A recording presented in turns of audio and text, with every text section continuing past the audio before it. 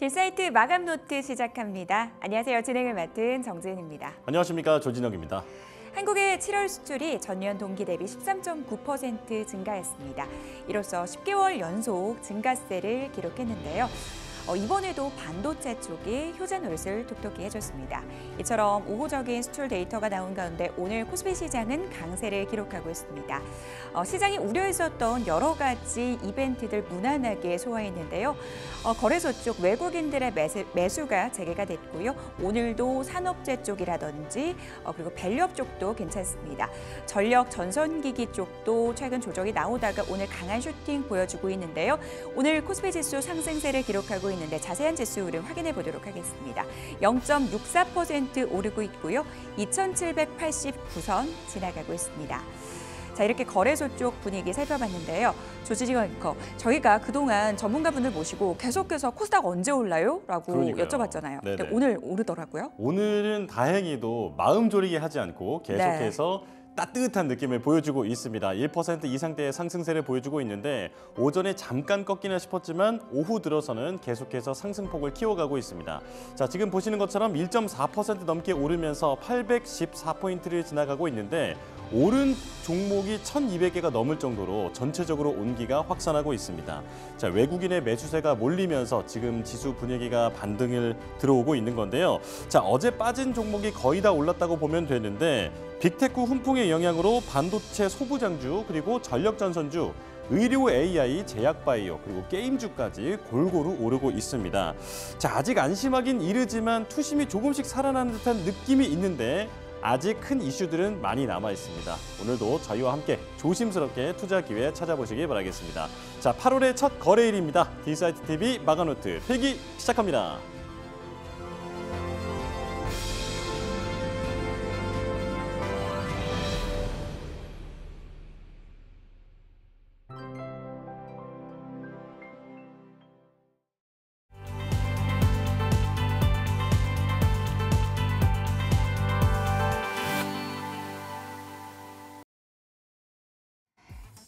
첫 거래일 이슈노트 함께 하시죠. 이슈 확인하고 전략 세워보는 시간입니다. 자, 알파경제 김종효 이사 함께합니다. 어서 오세요. 네, 안녕하십니까. 네, 이사님과 함께 시장 이야기 나눠보도록 하겠습니다. 자, 오늘의 이슈 화면으로 만나볼까요? 자, 뉴욕 증시 안에서 반도체주 환호를 보냈습니다. 하지만 국장에서는 이에 미치지 못하는 분위기인데요. 반도체주 전략 이야기 나눠보도록 하겠습니다. 자, 해리스 부통령의 지지율이 치솟고 있습니다. 신재생 에너지 쪽 주목해야 될까요? 이에 대한 이야기 들어보고요. 실적만큼 못 가는 자동차주 이야기까지 이어가 보도록 하겠습니다. 간밤 뉴욕 증시 안에서 반도체 쪽 흐름이 상당히 좋았는데요. 이거 보고 오늘 좀 기대했던 분들은 실망감이 크실 것 같습니다. 생각만큼 잘 가지 못하고 있는 반도체 쪽인데 어떻게 보세요? 네, 일단 미국 시장의 상승을 우리가 좀 살펴볼 필요가 있는데 특히 엔비디아의 상승은 FOMC와는 아니었다라고 보여지고 전일 우리 시장에 있었던 삼성전자, SK하이닉스의 반등, 그러니까 삼성전자가 얘기했던 컨퍼런스 콜을 시작으로 해서 이미 상승이 나타나고 있던 것이 미국 시장으로 넘어가서 모건 스탠리의 탑픽으로 지정된 것, 그다음에 마이크로소프트가 투자를 줄이지 않겠다고 한 것, 이런 여러 가지가 작용하면서 상대적으로 공매도가 활발한 미국 시장에서 공매도 세력이 다시 순매수로 휘감는 그런 급등이 나타난 거라고 봐야 되는데요. 우리 시장은 지금 당장 공매도도 없고 그다음에 어저께 우리 시장이 먼저 움직인 부분이 일정 부분 있었기 때문에 상대적으로 종목군들의 흐름은 조금 차별화가 되어 있다라고 봐야 될 것 같고요. 네. 우리는 엔비디아 같은 대장주가 아니기 때문에 엔비디아만큼의 변동성을 기대하기도 쉽지 않다라고 봐야 될 것 같습니다. 그래서 전체적으로 보면 우리 반도체도 일단 어느 정도 회복이 되고 있는 것은 사실이지만 원래부터 엔비디아와 같지 않았고 그다음에 이제 오늘 우리가 가장 눈에 띄는 것은 엔비디아가 저렇게 잘 움직이고 있는데 엔비디아와 항상 같이 움직이던 SK하이닉스와 한미반도체와 이수페타시스가 왜 이렇게 실망스럽지가 핵심 포인트일 거예요. 그건 결론이 이미 나와 있죠. 삼성전자 때문에 실망스러운 것이다. 이렇게 볼 수 있는 상황입니다. 그러면 여전히 김종효 위원님께서는 삼성전자는 매수 관점에서 보고 하이닉스는 이제 비중 줄여야 할 때라고 보시는 거예요? 하이닉스는 조금 더 빠지면 오히려 매력 생길 수 있는데요. 어. 그러니까 지금 가격은 뭐 신규 매수하기엔 애매하고 뭐 보유하고 계신 분들은 각자 알아서 판단하실 상황이라고 보고 있고요. 일단 현재 구간에서 왜 그러면 삼성전자에 여전히 무게를 둘 수밖에 없느냐. 어저께부터 반도체 쪽에 시장의 매수를 촉발시킨 삼성전자의 IR 내용들을 우리가 좀 더 뜯어볼 필요가 네. 있는데 3분기에 HBM 비중 10%, 4분기에는 50% 이상. 이 얘기가 무슨 얘기겠습니까? 공식적으로 얘기만 안 했지? 엔비디아 퀄테스트가 통과하거나 아니면 엔비디아에 준하는 다른 업체의 공급이 시작된다라는 것을 삼성전자가 스스로 언급한 거거든요. 네. 그러니까 이걸 컨퍼런스 콜이라고 하는 공식적인 자리에서 언급했다라고 하는 것은 엔비디아 퀄테스트가 거의 뭐 90% 이상 완료가 되었든 아니면 어떤 업체에 추가적으로 수주가 이미 나왔다라는 것을 방증하는 그런 자료 아니겠습니까? 그러니까 그렇게 들어가게 되면 SK하이닉스 입장에서는 향후 시장이 당연히 커지면서 실적이 올라가겠지만 독점하는 것과 독점을 잃은 것의 의미는 분명히 달라질 수밖에 없다라는 거고요. 네. SK하이닉스 입장에서 가장 짜증나는 것은 지금 퀄테스트 통과도 하지 않은 삼성전자가 SK하이닉스와 거의 동일한 수준으로 계속 그 캐파를 끌어올리고 있다는 거죠. 그러니까 HBM 그 지금 추정하고 있는 HBM 그 캐파 생산할 수 있는 생산 능력이 13K로 양쪽이 비슷합니다. 그러니까 지금 퀄테스트를 통과해서 이미 올해 물량 다 팔았고 내년도 물량도 이미 팔은 하이닉스가 생산할 수 있는 양만큼을 삼성전자도 동일하게 생산할 수 있다니까요. 네. 그러면 삼성전자가 퀄테스트 통과를 하면 물량이 2배로 늘어나는 게 되겠죠. 그러면 당연히 SK하이닉스 입장에서는 뭐 시장이 빠르게 성장하니까 HBM 쪽의 이익이 좀 줄어든다고 해서 이익이 줄어드는 것은 아니나 이걸 혼자 다 먹었을 때와 네. 나눠 먹었을 때 그것도 삼성전자처럼 투자 여력이 충분히 있는 업체와 이걸 갈라치기 했을 때 누릴 수 있는 효과는 당연히 반감될 수밖에 없기 때문에 뭐 제가 뭐 지난달부터 꾸준하게 계속 SK하이닉스보다 삼성전자를 외치고 있는 이유는 여기에 있고 여전히 그러하다라고 봐야 될 것 같습니다. 알겠습니다. 지난주에도 그러셨고 이제 사실 삼성전자에 대해서는 꾸준히 괜찮다라고 말씀을 해주셨지만 소부장 종목에 대해서는 살짝 그 의견의 변경이 있었잖아요. 이에 대한 부분도 좀 추가적으로 좀 들어보고 싶어요. 네, 여전히 삼성향 종목들에 대해서는 관심을 가질 필요가 있다고 보고 있는데 어쨌든 삼성전자가 지금 신규 투자를 얼마만큼 더 할지는 모르나 그렇게 어목하다는 2분기에도 반도체에만 9조 투자했고 총 네. 투자 금액이 12조가 넘었어요, 2분기에. 그럼 3분기에도 거의 준하는 투자가 나타날 것으로 현재 예상이 되고 있고 뭐 시장에서 뭐 들리는 얘기로는 뭐 비메모리 쪽도 뭐 의미 있는 수주가 있지 않겠느냐. 그다음에 삼성전자 쪽에서 2030년까지 뭐 2028년이었던가요? 그때까지 그 비메모리 쪽의 물량도 크게 늘리겠다라고 했는데 그건 조금 우리가 지켜볼 여지가 있는 것 같습니다. 그래서 그건 너무 앞서갈 필요가 없는 것이고 그래서 소부장 쪽과 관련돼서는 뭐 큰 틀에서는 다르지 않게 삼성전자 향에 관심을 가질 필요가 있는 게 네. 지금 투자를 늘리는 쪽이 어디인가를 살펴봤을 때 모든 회사가 투자를 늘릴 것이지만 가장 부담 없이 투자를 늘릴 수 있는 업체는 여전히 삼성전자라고 봐야 될 것 같고요. 그런 의미에서 봤을 때 뭐 원익 IPS라든지 뭐 그전에 말씀드렸던 뭐 PSK라든지 원익 QNC라든지 이런 업체들에 있어서는 뭐 저는 별로 두려움이 없다. 오히려 주가가 빠진다면 저점 매수 기회가 될 수 있다라고 판단을 하고 있습니다. 대신 이제 삼성전자에서 우리가 좀 주목해 봐야 되는 것은 네. 오히려 다른 부분들이 좀 산통을 깨지 않을까라고 좀 봐야 되는 거예요. 대표적으로 지금 뭐 신제품을 쏟아내고 있는 IM 부분, 그러니까 휴대폰 부분에서 의외로 이제 뭐 실적이 뭐 크게 축소된다든지 하는 그런 이상 현상만 없다면 지금 뭐 반도체 쪽에서는 레거시는 이미 뭐 좋아질 만큼 좋아지고 있는 상황인 거고 ESSD의 증가도 삼성전자가 더 효과가 크고 HBM이 들어가는 효과도 이미 잘하고 있는 SK하이닉스보다 새롭게 들어가는 삼성전자 쪽의 효과가 더 크다는 거죠. 네. 그래서 이런 쪽에 여전히 무게를 두시고 접근해 볼 필요가 있겠다 이렇게 판단하고 있습니다. 여전히 SK하이닉스보다는 삼성전자 쪽, 소부장단 안에서도 삼성전자향 기업들을 보자라는 부분들 말씀 주셨습니다. 바로 이어서 신재생 쪽 이야기 나눠보도록 하겠습니다. 참 정치라는 게 대선 전국이라는 게 한 치 앞을 내다보기가 어려운 것 같습니다. 얼마 전까지만 하더라도 이 어데트라는 얘기가 나올 정도로 트럼프 트레이드가 시장에서 판을 쳤는데 이제는 해리스 부통령 수혜주 찾는 모습들이 반복이 되고 있습니다. 오늘 시장 안에서 또 친환경 쪽이 상당히 좋은데요. 신재생 에너지 쪽 얼마만큼의 기대감을 갖고 바라봐도 되는 걸까요? 네, 일단 해리스 지금 부통령의 움직임은 아직 당선된 것도 아니잖아요. 그러니까 네. 후보로 당선된 것도 아니잖아요. 뭐 물론 이제 확률은 뭐 거의 99%로 가 있는 거긴 하지만 어쨌든 뭐 8월 한 초반까지는 확정되는 그런 자료가 필요하겠죠. 컨벤션 효과가 있다. 어쨌든 이렇게 이름이 오르내리고 그 다음에 뭐 오바마도 뭐 지지를 표명하고 이렇게 언론에서 그동안 트럼프의 뭐 바이든은 거의 언급이 되지 않는 상황. 그래서 구글 트렌드로 봤을 때도 트럼프에 대한 언급이 엄청나게 늘었던 상황에서 지금은 반대로 해리스에 대한 언급이 엄청나게 늘고 있는 상황이니까 이 컨벤션 효과란 말이에요. 네. 그러니까 당선된다는 것도 아니고 지금 나타나고 있는 컨벤션 효과로 인해서 일정 부분 지지율이 올라오는 것으로 보이나 뭐 검증은 많이 필요하죠. 일단 이분이 그 여러 전문가들의 말을 빌어보면 그렇게 말을 잘하는 스타일이 아니거든요. 물론 검사 출신이라고 하지만 트럼프와 진짜 1대1로 붙어서 대선 토론회를 했을 때 의미 있는 어떤 반전 카드로 보일 수 있을 것인가라는 부분. 그다음에 과연 부통령은 누구를 또 지지할 것인가라는 부분. 이런 여러 가지 부분들이 남아있다라는 관점에서 일단 해리스에 대한 기대를 너무 올리는 것은 제가 보기에는 뭐 쉽지 않은 그런 전략적 접근이라고 보고 있고요. 반대로 트럼프가 되면 신재생이 0이 되느냐? 그것도 아니거든요. 그러니까 결론적으로 말씀드리고 싶은 건 두 가지인데 네.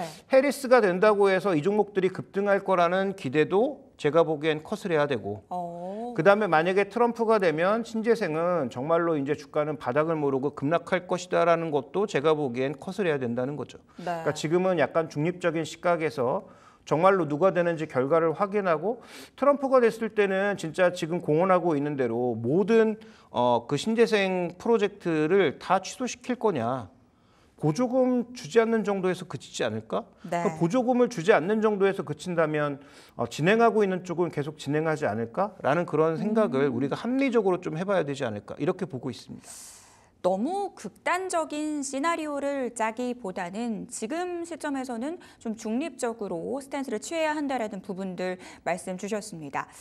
간밤 FOMC에서 제롬 파월 연준 의장의 입을 통해서 9월 금리 인하에 대한 기대감이 한층 더 높아졌습니다. 신재생 쪽은 사실 금리 인하 시 수혜 섹터이기도 하잖아요. 이에 따른 부분들은 좀 어떻게 보세요? 네, 왜 금리나 수혜 준지부터 따져볼 필요가 있는데요. 이게 네. 우리가 뭐 굉장히 쉽게 생각하잖아요. 뭐 풍력 같은 거 만들고 태양광 같은 거 만들면 이미 있는 제품들 조립해가지고 판 깔면 되는 거 아니야? 이런 뭐 굉장히 나이브한 생각을 하기 쉬운데 태양광도 보통 5년이고요. 네. 그다음에 해상 풍력 같은 경우에는 뭐 7, 8년 이 정도의 기간이 걸리는 프로젝트입니다. 그러니까 그쪽에 어업권을 침해했을 경우에 그와 관련된 제조정도 필요하고요. 예를 들어서 해상 풍력을 설치한다고 했을 때 네. 그럼 거기에 이제 조업하시던 분들이 있을 거 아니에요. 그분들과의 협상도 필요하고 그다음에 그와 관련된 소음 관련된 것도 필요하고 그러다 보니까 이게 생각보다 장기적으로 파이낸싱을 굉장히 오래 해야 되는 산업이에요. 그러네요. 그래서 작년에 그 2월 달인가요? 그때 이제 주가가 잘 나가다가 갑자기 이제 박살이 나기 시작했을 때가 네. 금리가 급등하기 시작하면서 소위 선도업체들, 베스타스나 이런 선도업체들이 관련된 프로젝트를 막 부러뜨렸거든요. 그러면서 주가가 전부 박살이 난 거예요. 그러니까 이 금리에 굉장히 민감한 산업입니다. 그래서 지금 현재 구간에서 금리가 내려가는 것은 최대 호재일 수 있는데 네. 문제는 이게 금리가 내려가는 게 정말 미국 경제가 꺼지면서 금리가 내려가는 거면 네. 그러면 금리가 내려갔다고 해서 프로젝트가 또 크게 늘어나지 않을 수 있습니다. 그래서 이게 다 양가적인 게 있는 거예요. 그래서 우리가 뭔가 한쪽에 이미 답을 정해놓고 뭔가 답을 찾으면 금리가 내려가니까 이거 사야지? 경기가 빠지면 어떡할 거냐의 질문도 던져야 되는 거죠. 그래서 제가 드리고 싶은 말씀의 핵심 포인트는 굉장히 우리가 좀 플랫하게 봐야 된다. 한쪽으로 네. 너무 생각을 고정시키지 말고 지금 상황에서는 정말로 실적이 확실하게 올라가는지 정말로 숫자에 기인한 정도의 투자 전략만 가져가는 것이 좋지 않겠느냐. 확실하게 좀 물량이 확보되어 있는 종목들, 해외 쪽에 프로젝트가 여전히 다양하게 준비되어 있는 종목들, 이런 종목군들로 최대한 압축할 필요가 있지 않느냐라는 결론에 도달할 수밖에 없습니다. 말씀 들어보니까 결국은 그 안에서 종목 선별하는 게 가장 중요할 것 같은데 그러면은 이 친환경 섹터에서 어떤 종목 보고 계세요? 네, 지금 우리나라만큼 또 미국만큼 전력이 필요한 국가가 어디겠습니까? 지금 TSMC가 전 세계 반도체의 상당 부분을 만들어주고 있는데 대만도 엄청나게 전력이 많이 필요하단 말이죠. 네. 근데 뭐 아시는 것처럼 대만이 그 내부적으로는 뭐 에너지가 충분하지가 않은 상황이에요. 그러니까 뭐 원전이라든지 이런 것들에 대한 추가적인 확대도 필요하지만 여기가 이제 그 대만의 서쪽 바다, 중국과 접해 있는 서쪽 바다가 생각보다 바람이 엄청나게 부는 그쪽이 그렇게 생각보다 넓지가 않아요. 네. 그 넓은 땅덩어리 사이에 뭐 제가 기억하기로는 뭐 한 40km 뭐 이 정도밖에 차이가 나지 않는 굉장히 좁은 해협, 대만 해협이기 때문에 이쪽에 바람이 생각보다 엄청나게 붑니다. 그래서 뭐 대만의 서쪽 바다 가보신 분들은 아시겠지만 그쪽에 가면 우리나라 강원도처럼 정말로 해상 풍력 타워들이 쭉 늘어서 있거든요. 네. 거기에 상당 부분 물량을 집어넣고 있는 쪽이 국내 SK 오션 플랜트라는 거죠. 그래서 그런 쪽의 수익성이 갑자기 나빠지지만 않는다면 그다음에 대만도 어차피 전력이 지금 많이 필요한 상황이죠. TSMC가 국가 전력의 12%를 잡아먹는다니까요. 그러니까 TSMC가 앞으로 계속 공장을 더 짓고 뭔가를 더 해내려면 대만도 뭐 해상풍력뿐만 아니라 온갖 발전은 더 해야 되는 상황입니다. 그래서 대만의 전력회사 우리나라로 치면 HD현대 일렉트릭 같은 게 이미 10배가 올랐다니까요, 주가가. 그래서 그런 부분을 본다면 SK 오션 플랜트는 그래도 꽤 쓸만한 물량을 갖고 있다라는 측면에서 주목하고 있고요. 태양광은 아직까지 조금 여러 가지 불확실성이 있어서 제가 뭐 중심적으로 보는 종목은 아직은 없고 네. 뭐 하나솔루션 정도로 관심을 가지고 있는데 여기도 계속 뭐 추가적인 파이낸싱 얘기 나오고 여러 가지 자본들이 좀 있으니까 주가가 좀 더 빠지기를 기다리시는 것이 적절한 전략일 것 같고요. 태양광에서의 또 하나의 전략은 지금 지역적으로 미국에 가장 인벌브가 많이 돼 있는 것이 CS 윈드니까 네. 그런 두 기업 정도가 설사 트럼프가 된다고 하더라도 트럼프가 그러면 전체 해상풍력을 다 부러뜨릴 거냐? 그렇지 않을 거라는 거죠. 그러니까 그런 차원에서 봤을 때 대만과 미국이라고 하는 확실한 어떤 모멘텀을 갖고 있는 두 기업이 그나마 제가 보기엔 좀 관심을 둘 만한 종목이 아닌가라고 보고 있고요. 실제로 해상풍력 같은 경우가 가장 그리드 패러티를 먼저 달성하고 실제로 비용도 계속 떨어지고 있는 쪽이거든요. 네. 그런 차원에서 관심이 좀 필요하지 않나 이렇게 보고 있습니다. 신재생 쪽에서 두 종목 언급을 해주셨습니다. 자동차 섹터 이야기로 좀 넘어가 보도록 하겠습니다. 사실 최근 현대차 보시면서 많은 투자자분들이 나 이래서 국장 하기 싫어 라는 얘기들 많이 하셨던 것 같아요. 실적 굉장히 잘 나와줬는데 그 실적 발표 다음 날 주가가 엄청 밀렸고요. 그 이후에도 주가 하락 나왔고 오늘은 그래도 반등에 나섭니다. 오늘의 상승을 좀 어떤 정도로 이해해 보면 좋을까요? 네, 오늘 그 반등하고 있는 종목군들 중에서 상당히 많은 종목군들이 최근에 이제 시장 흐름과는 맥락이 좀 맞지 않았던, 그러니까 급락했던, 그러니까 네. 시장도 뭐 좋지 않았지만 시장보다 더 많이 빠졌거나 좋은 실적에도 불구하고 꽤 힘들었던 그런 종목군들의 반등이 나타나고 있고 또 자동차는 어떻게 보면 일본과 경합하고 있는 대표적인 산업인데 뭐 물론 일본도 그렇고 우리나라도 그렇고 현지 생산 물량이 많아져서 물론 수출이 많지만 현지 생산 물량이 많아지면서 환율 효과가 줄어들었다고는 하나 지금 엔화가 150도 깨고 내려가고 있는 상황이잖아요. 네. 얼마 전에 160이었는데 지금 150을 깨고 내려갔습니다. BOJ의 발언이 나오면서요. 그러면서 일부 이제 그 엔화 관련된 효과는 있는 것으로 보이지만 우리가 이제 궁극적으로 걱정해야 될 것은 미국도 지금 그 초과 저축이 마이너스로 돌아서기 시작하면서 그 다음에 이제 실질 금리가 점점 마이너스에서 이제 플러스로 붙기 시작하면서 과연 미국의 자동차 소비는 좋을 수 있나에 대한 판단. 네. 그래서 그동안 몇 년간 한 2년간 지겹게 얘기했던 피크아웃이 그동안 한 번도 오지 않았는데 실질 금리가 플러스로 돌아서면 피크아웃을 한번 누려야 되는 게 아닌가? 최근에 급격하게 불어지는 이 미국의 포드 자동차라든지 네. GM 같은 경우가 그걸 반영하고 있는 거 아닌가?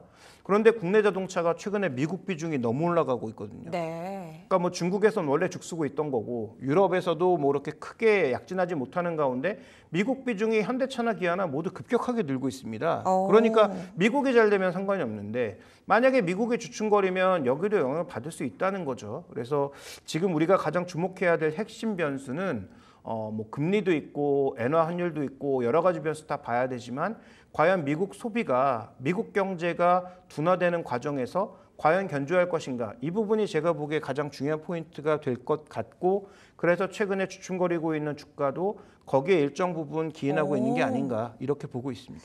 현대차 같은 경우는 미국의 실적이 치우쳐 있기 때문에 미국 쪽 소비 잘 확인하고 대응해야 된다라는 부분들 말씀 주셨어요. 그러면은 자동차주 내에서는 완성차 보고 계세요? 부품 쪽 보고 계세요? 네, 완성차 중에서 하나, 부품주 중에서 하나를 뭐 개인적으로 주목하고 있는데요. 네. 현대차보다는 기아를 좀 보고 있는 게 기아가 지금 미국에서 여러모로 현대차보다 낫습니다. 오. 왜냐하면 지금 팔고 있는 주요 차종을 보면 네. 현대차는 판매 1위 차종이 아쉽게도 투싼이에요. 아. 그 투싼 같은 경우는 뭐 아시겠지만 우리나라에서도 뭐 중형 뭐 이렇게 얘기하고 있지만 뭐 준준형에 가깝다라고 네. 봐야 되겠죠. 그다음에 뭐 산타크루즈 같은 거 팔고 있지만 많이 안 팔리고요. 그다음에 뭐 GV70 팔고 있지만 그것도 뭐 의미 있는 숫자는 아니고요. 그러면 주력으로 팔고 있는 게 과거는 뭐 소나타, 엘란트라 이런 쪽이었지만 지금은 주력 차종이 투싼으로 바뀌었고 거기에 이제 뭐 산타페 같은 것들이 추가적으로 얹어지고 있는 정도란 말이죠. 네. 그런데 지금 기아는 텔룰라이드하고 소렌토가 주력입니다. 그러니까 상대적으로 풀 사이즈, 그다음에 중형 사이즈의 이 SUV가 주력이기 때문에 상대적으로 여기가 좀 더 마진이 뭐 그런 대로 괜찮고요. 네. 그러니까 양사의 지금 마진율을 보면 현대차가 9.6, 그다음에 지금 뭐 기아가 한 13 정도 되잖아요. 확실한 마진 차이가 이미 나타나고 있다는 것도 주목해 볼 필요가 있겠고, 두 번째로는 현대차가 여기서 이제 전기차를 팔면서 프로모션을 엄청나게 밀어넣어서 상대적으로 프로모션비가 현대차가 더 높습니다. 그러니까 비용 측면에서도 기아보다 유리하지 않고요. 그다음에 또 하나 주목할 것은 재고 관리도 지금 잘 안 되고 있다는 거죠. 네. 현대차가 재고가 상대적으로 더 많아요. 그러니까 여러모로 봤을 때 미국이 중심인데 미국에서 여러 가지 조건들이 기아가 더 낫다라는 측면. 그다음에 신차 라인업도 기아가 지금 준비하고 있는 EV3가 국내 평가가 굉장히 좋죠. 그래서 전기차가 모멘텀이 없고 캐즘이 왔다고는 하지만 쓸만한 가격의 전기차는 저는 좀 팔릴 거라고 보는데, 그런 차원에서 현대차가 이번에 새롭게 내놓은 캐스퍼 EV보다는 EV3가 좀 더 의미 있는 모델이 될 가능성이 있다는 네. 측면에서 저는 기아를 좀 더 주목하고 있고요. 밸류도 상대적으로 기아가 더 쌉니다. 그래서 완성차 중에서는 기아를 밀고 있고, 그다음에 부품주 중에서는 그러면 현대기아가 예를 들어서 미국에서 흔들렸을 때 어떻게 할 거냐라는 질문을 던지게 되면 현대기아의 납품 비중이 높은 부품주를 말씀드리긴 어려워요. 뭐 물론 현대차도 인도 상장하거나 뭐 이런 효과로 일부 올라갈 수 있겠지만 네. 일시적일 거라는 거죠. 그래서 그런 차원에서 현대기아의 비중은 최대한 낮춰놓고 중국과 미국과 여러 유럽 업체에 상대적으로 여러 부품들을 공급하고 있는, 그다음에 그 부품이 뭐냐면 스티어링 휠, 운전대, 그다음에 서스펜션, 그다음에 ABS, 브레이크 이런 거를 지금 납품하고 있어서 네. HL 만두인데요. 이 기업은 HEV가 잘 풀리든 전기차가 잘 팔리든 내연기관이 잘 팔리든 상관이 없습니다. 내연기관차에 브레이크 들어가죠. 전기차에도 들어가죠. 네. 그다음에 스티어링 휠도 어떤 차량에나 다 들어갑니다. 그러니까 이런 공통 부품을 만들고 있고, 에이다스 같은 경우에도 중국의 여러 부품들과 테슬라에 납품하고 있는 HL 만두는 아마 자동차 부품주 중에서 변동성이 가장 적을 겁니다. 특히 작년에 작용했던 캐펙스와 관련된 비용 효과가 올해 줄어들면서 2분기 연속으로 실적이 좋았던 거거든요. 그런 네. 차원에서 봤을 때 HL 만두도 저는 뭐 관심 있는 종목으로 봐서 완성차 중에서는 상대적으로 나은 기아, 부품주 중에서는 현대기아차의 비중이 가장 작은 HL 만두, 이 두 종목을 주목하고 있습니다. 네, 알겠습니다. 완성차 단 안에서는 기아차를 탑픽으로 꼽아주셨고요. 또 부품주 안에서는 HL 만도를 탑픽으로 꼽아주셨습니다. 자, 오늘 장 이슈노트 김종효 이사와는 여기서 인사 나눌게요. 도움 말씀 감사합니다.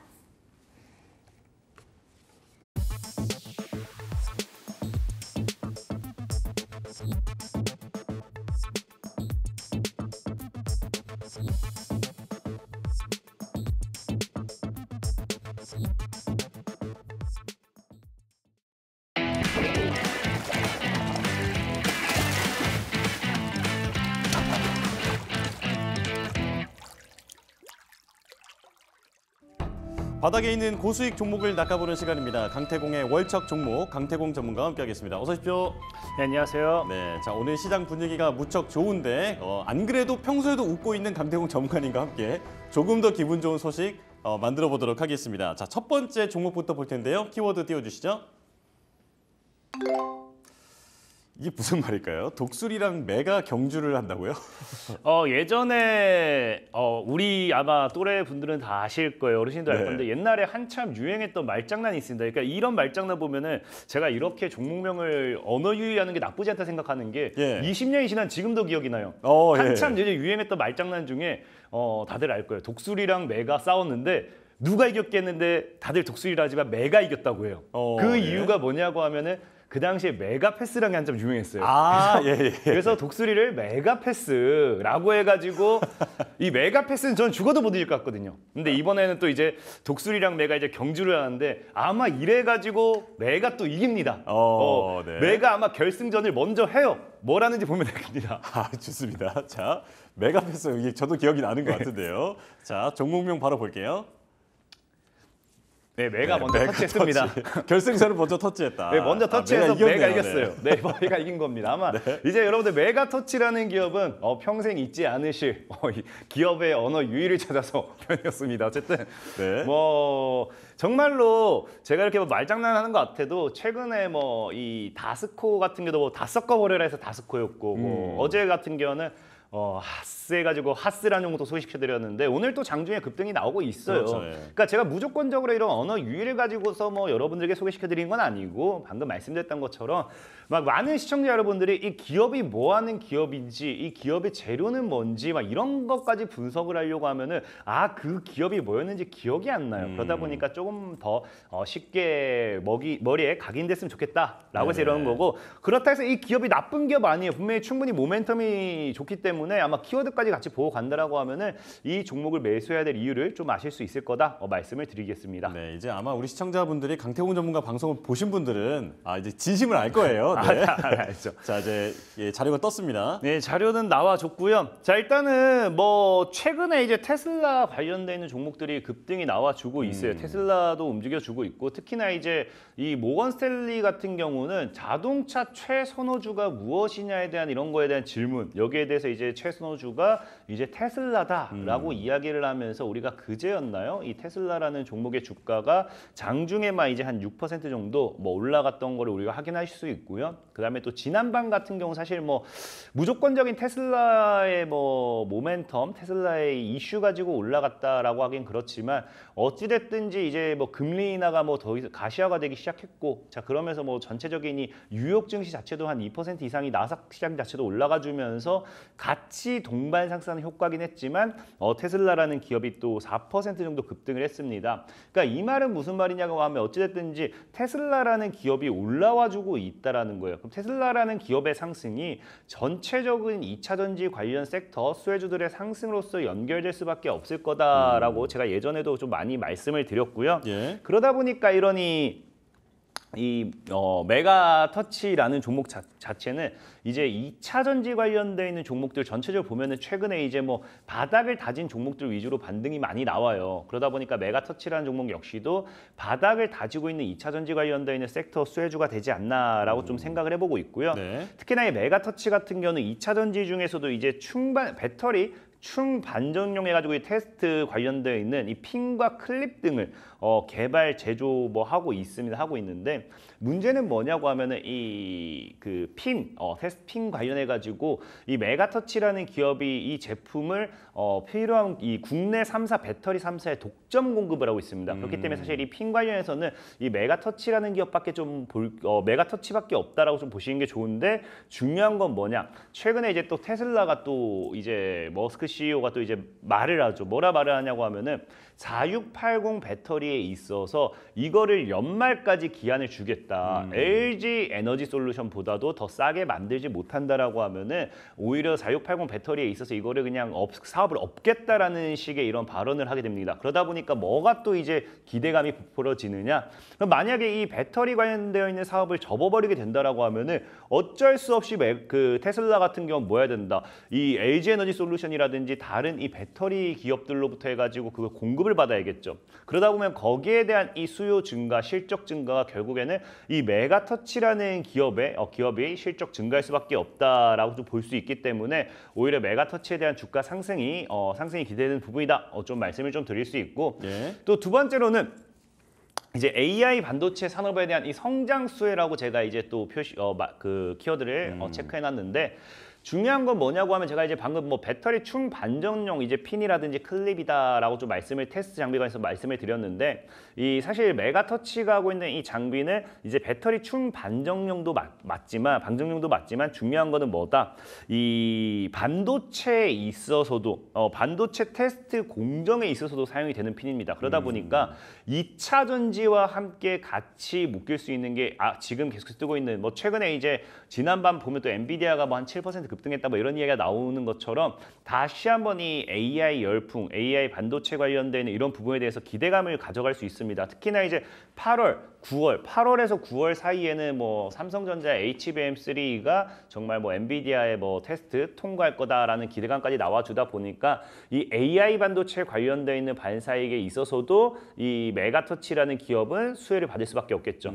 아무래도 이제 여러분들이 제일 좋아하는 2차 전지라든지 반도체라든지 이 복합적인 모멘텀을 가지고 가기 때문에 이 종목의 상승은 사실 어제 하스를 얘기할 때도 말씀드렸던 것처럼 저가에서 매수할 수 있는 기회가 되는 거지 이게 지금 뭐 오히려 지금 빠진다 해서 이거 뭐 지하실 가는 거 아니지 않을까. 우리가 제일 좋아하는 2차 전지와 반도체는 쉽게 죽지 않는 모멘텀이기 때문에 오히려 저가에 왔을 때는 사는 게 맞다라고 좀 보고 있고요. 예. 자, 그래서 그리고 마지막으로 이제 또 이런 기술 방금 얘기했던 것처럼 저가에 왔을 때 사는 게 맞다라는 표현이 기술적 분석을 해봤을 때도 저가 매수가 오히려 유효한 자리가 된다라고 좀 전 보고 있어요. 예. 그래서 지금 이제 이 메가터치라는 종목에 우리가 차트를 한번 보고 간다 하더라도 사실 상장된 지 얼마 되지 않았어요.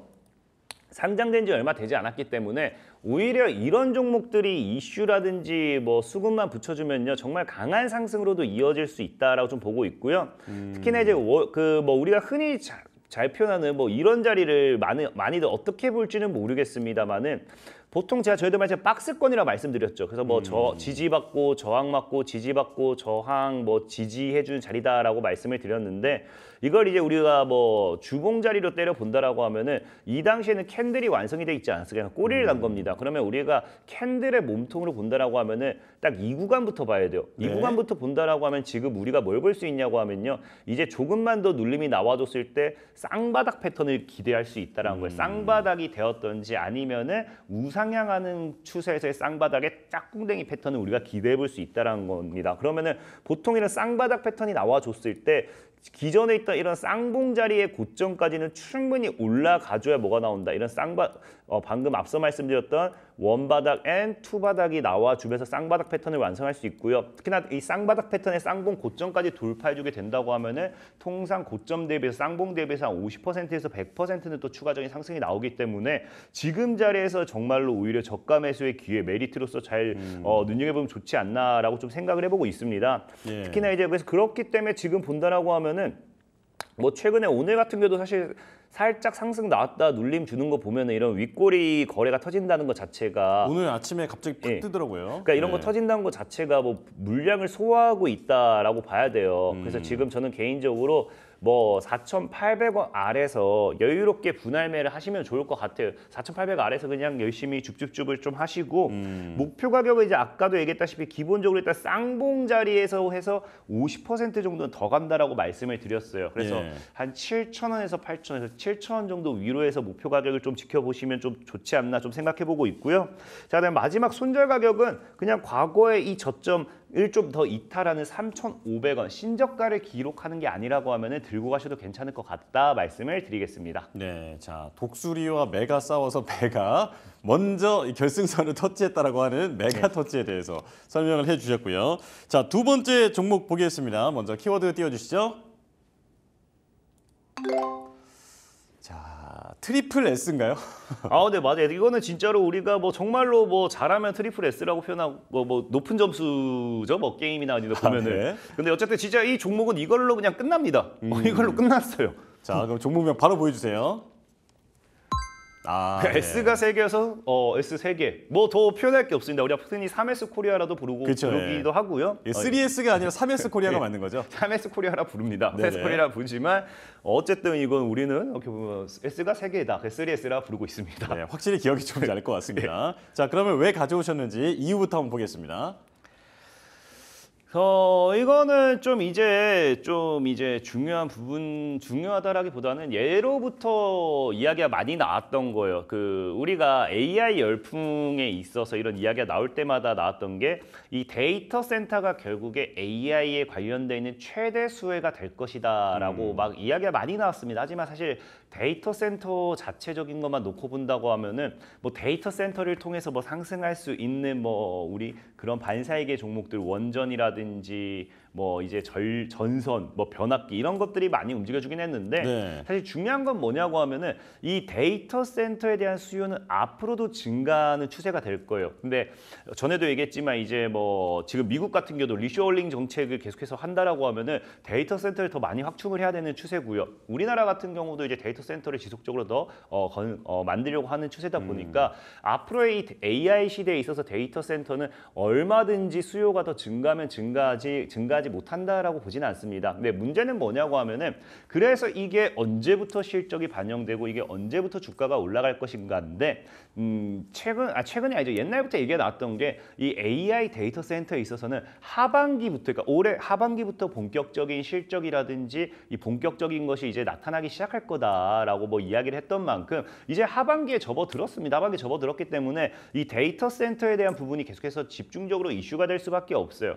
데이터 센터에 이슈가 된다라고 하면은 뭐 아까 방금 앞서서 말했던 뭐 원전 SMR 관련되는 테마가 또 움직일 수도 있고요. 아니면은 이제 변압기라든지 뭐 구리, 전력 이런 수요주들 이런 관련 반사이계 수요주들도 움직일 수 있는데 중요한 거는 이 데이터 센터가 말 그대로 이제 지금 너무나도 이제 많은 이 기기들이 들어가게 되다 보니까 여기서 뭐를 잡아야 되냐고 하면 열을 잡아야 됩니다. 예. 열을 잡지 못한다고 하면요 성능이 확 떨어져요. 그렇기 때문에 열을 잡는 게 굉장히 중요하게 되고 그러다 보니까 이 AI 데이터 센터와 함께 올라가고 있는 게 지금 최근에 이제 계속해서 이제 뭐 주목받고 있는 게 냉난방 공조 시스템이라고 해요. 그러다 보니까 이 냉난방 공조 시스템에 있어서 사실상 이제 삼성전자라든지 LG전자 같은 경우도 지속적인 투자를 하는 거고 이 시장의 규모를 본다 하더라도 이게 지금 이 미래 먹거리로 봤을 때 냉난방 공조 시스템에 대한 시장 규모가 약 520조 정도 시장 규모가 전망이 됩니다. 그러니까 지금 앞으로의 이런 성장 속에서 저가 매수를 저가에 잘 주워 담는다고 하면은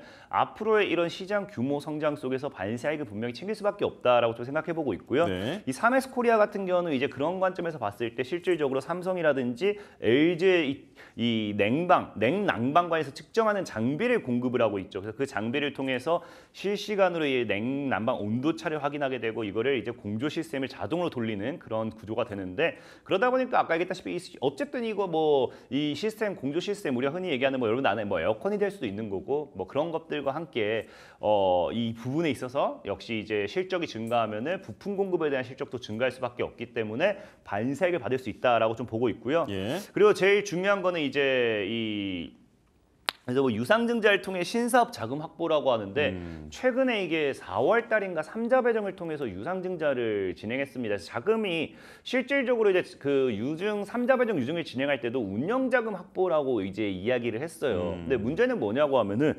운영자금 확보인데 어떤 운영자금으로 쓸 것인가를 이야기하지를 않았다라는 거예요. 근데 어제 장 마감하고 6시인가 이제 공시가 나온 게 업종 변경에 대한 공시가 나와요. 그러니까 거기에 신규 업종이 이제 추가가 된 게 뭐냐고 하면요. 의료 산업에 대한 정확히 그냥 의료라고 이제 딱 들어가게 되는 거죠. 근데 사실 그렇다고 해서 이 3S 코리아라는 기업이 이 의료에 대해서 우리가 어떻게 하겠다, 어떤 의료 사업을 하겠다 아무것도 사실 얘기한 건 없습니다. 근데 문제는 뭐냐고 하면은 우리가 예로부터 이 기업이 신규 사업을 진행함에 있어서 이 신사업 자체는 뭐가 될 수 있다. 주가를 끌어올리는 모멘텀이 될 수 있다라는 거거든요. 그렇기 때문에 이 3S 코리아라는 종목이 진짜 갑자기 최근에 이제 비만 치료제 관련돼 있는 종목들이 많이 올라가잖아요. 뭐 비만 치료제를 이야기하면서 갑자기 주가를 끌어올릴 수도 있는 거고요.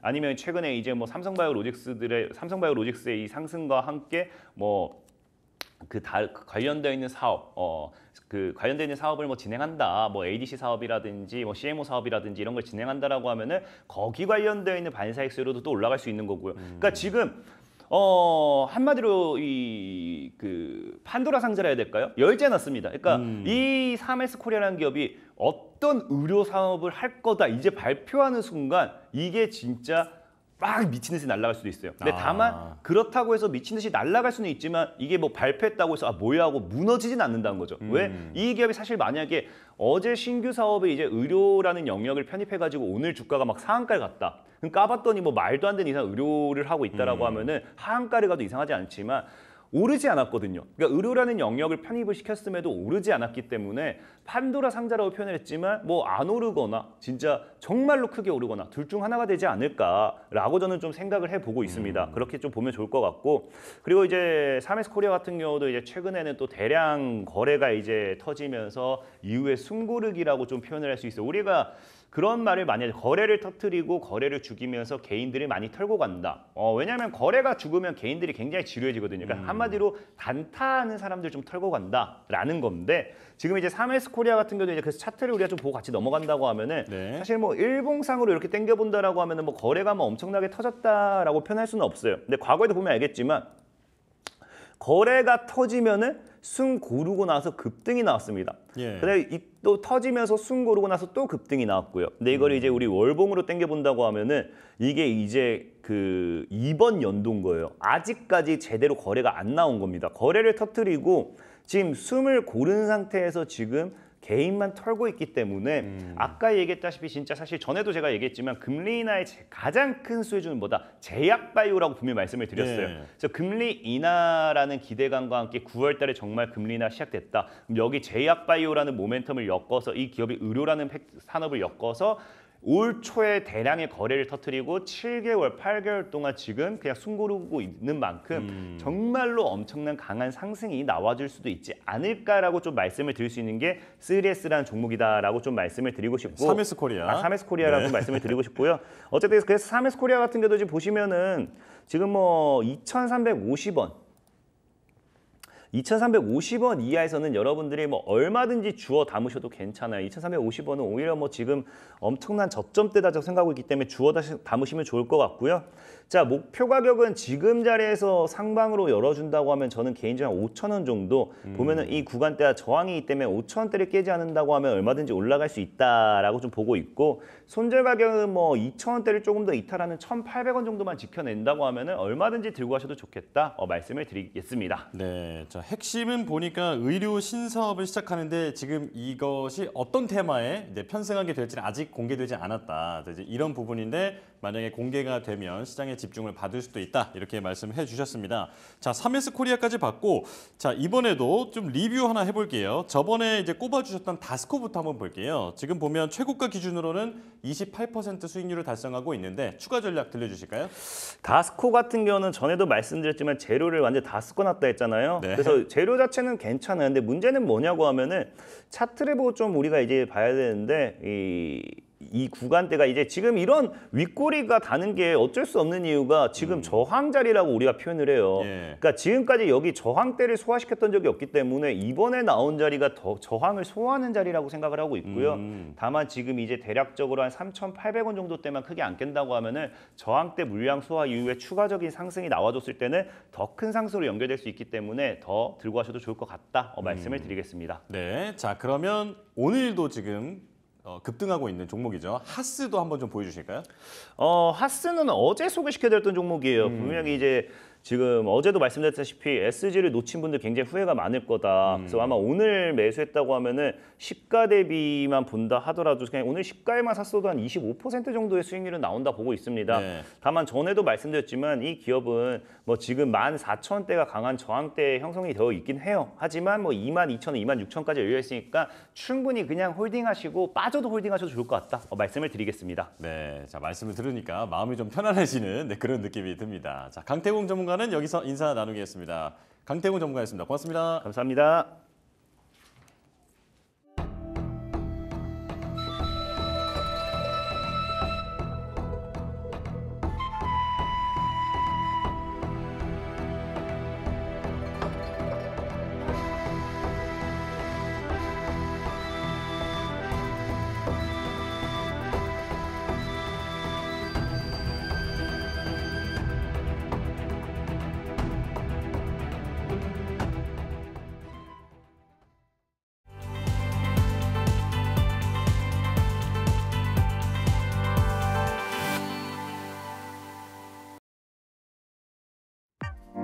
증권사 리포트를 통해 투자 인사이트를 넓혀보는 시간이죠. 역발상 투자 독립리서치 P&G 손창현 팀장과 함께하겠습니다. 어서 오십시오. 네, 안녕하십니까. 네, 자 오늘 시장 분위기 모처럼 따끈따끈한데요. 자, 첫 번째 리포트부터 기분 좋게 열어보겠습니다.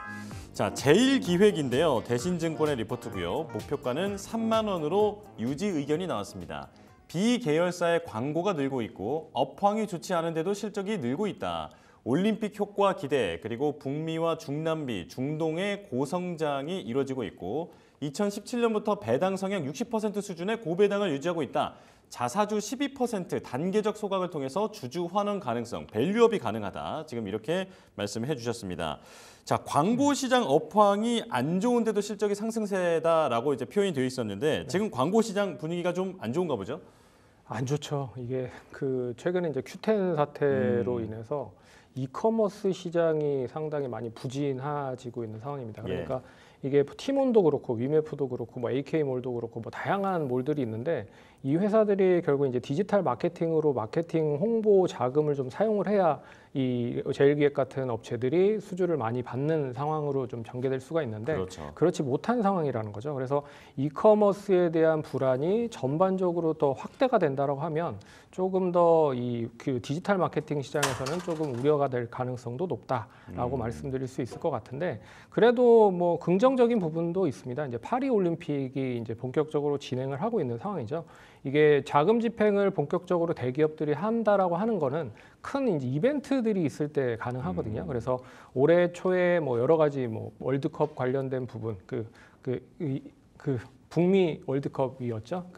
코파 아메리카 관련된 부분과 그리고 또 유로 2024 관련된서 이 이슈가 있어가지고 이 대기업들이 자금 집행을 좀 했었던 부분들이 이제 파리 올림픽까지 연계되고 있다라고 하는 거는 좀 긍정적으로 보셔야 될 것 같고 이게 얼마만큼 추가적으로 그러니까 광고 쪽으로 수혜가 될 수 있을지는 조금 지켜봐야 될 것 같다. 하지만 안 하는 것보다는 하는 게 낫다라고 말씀드릴 수 있을 것 같아서.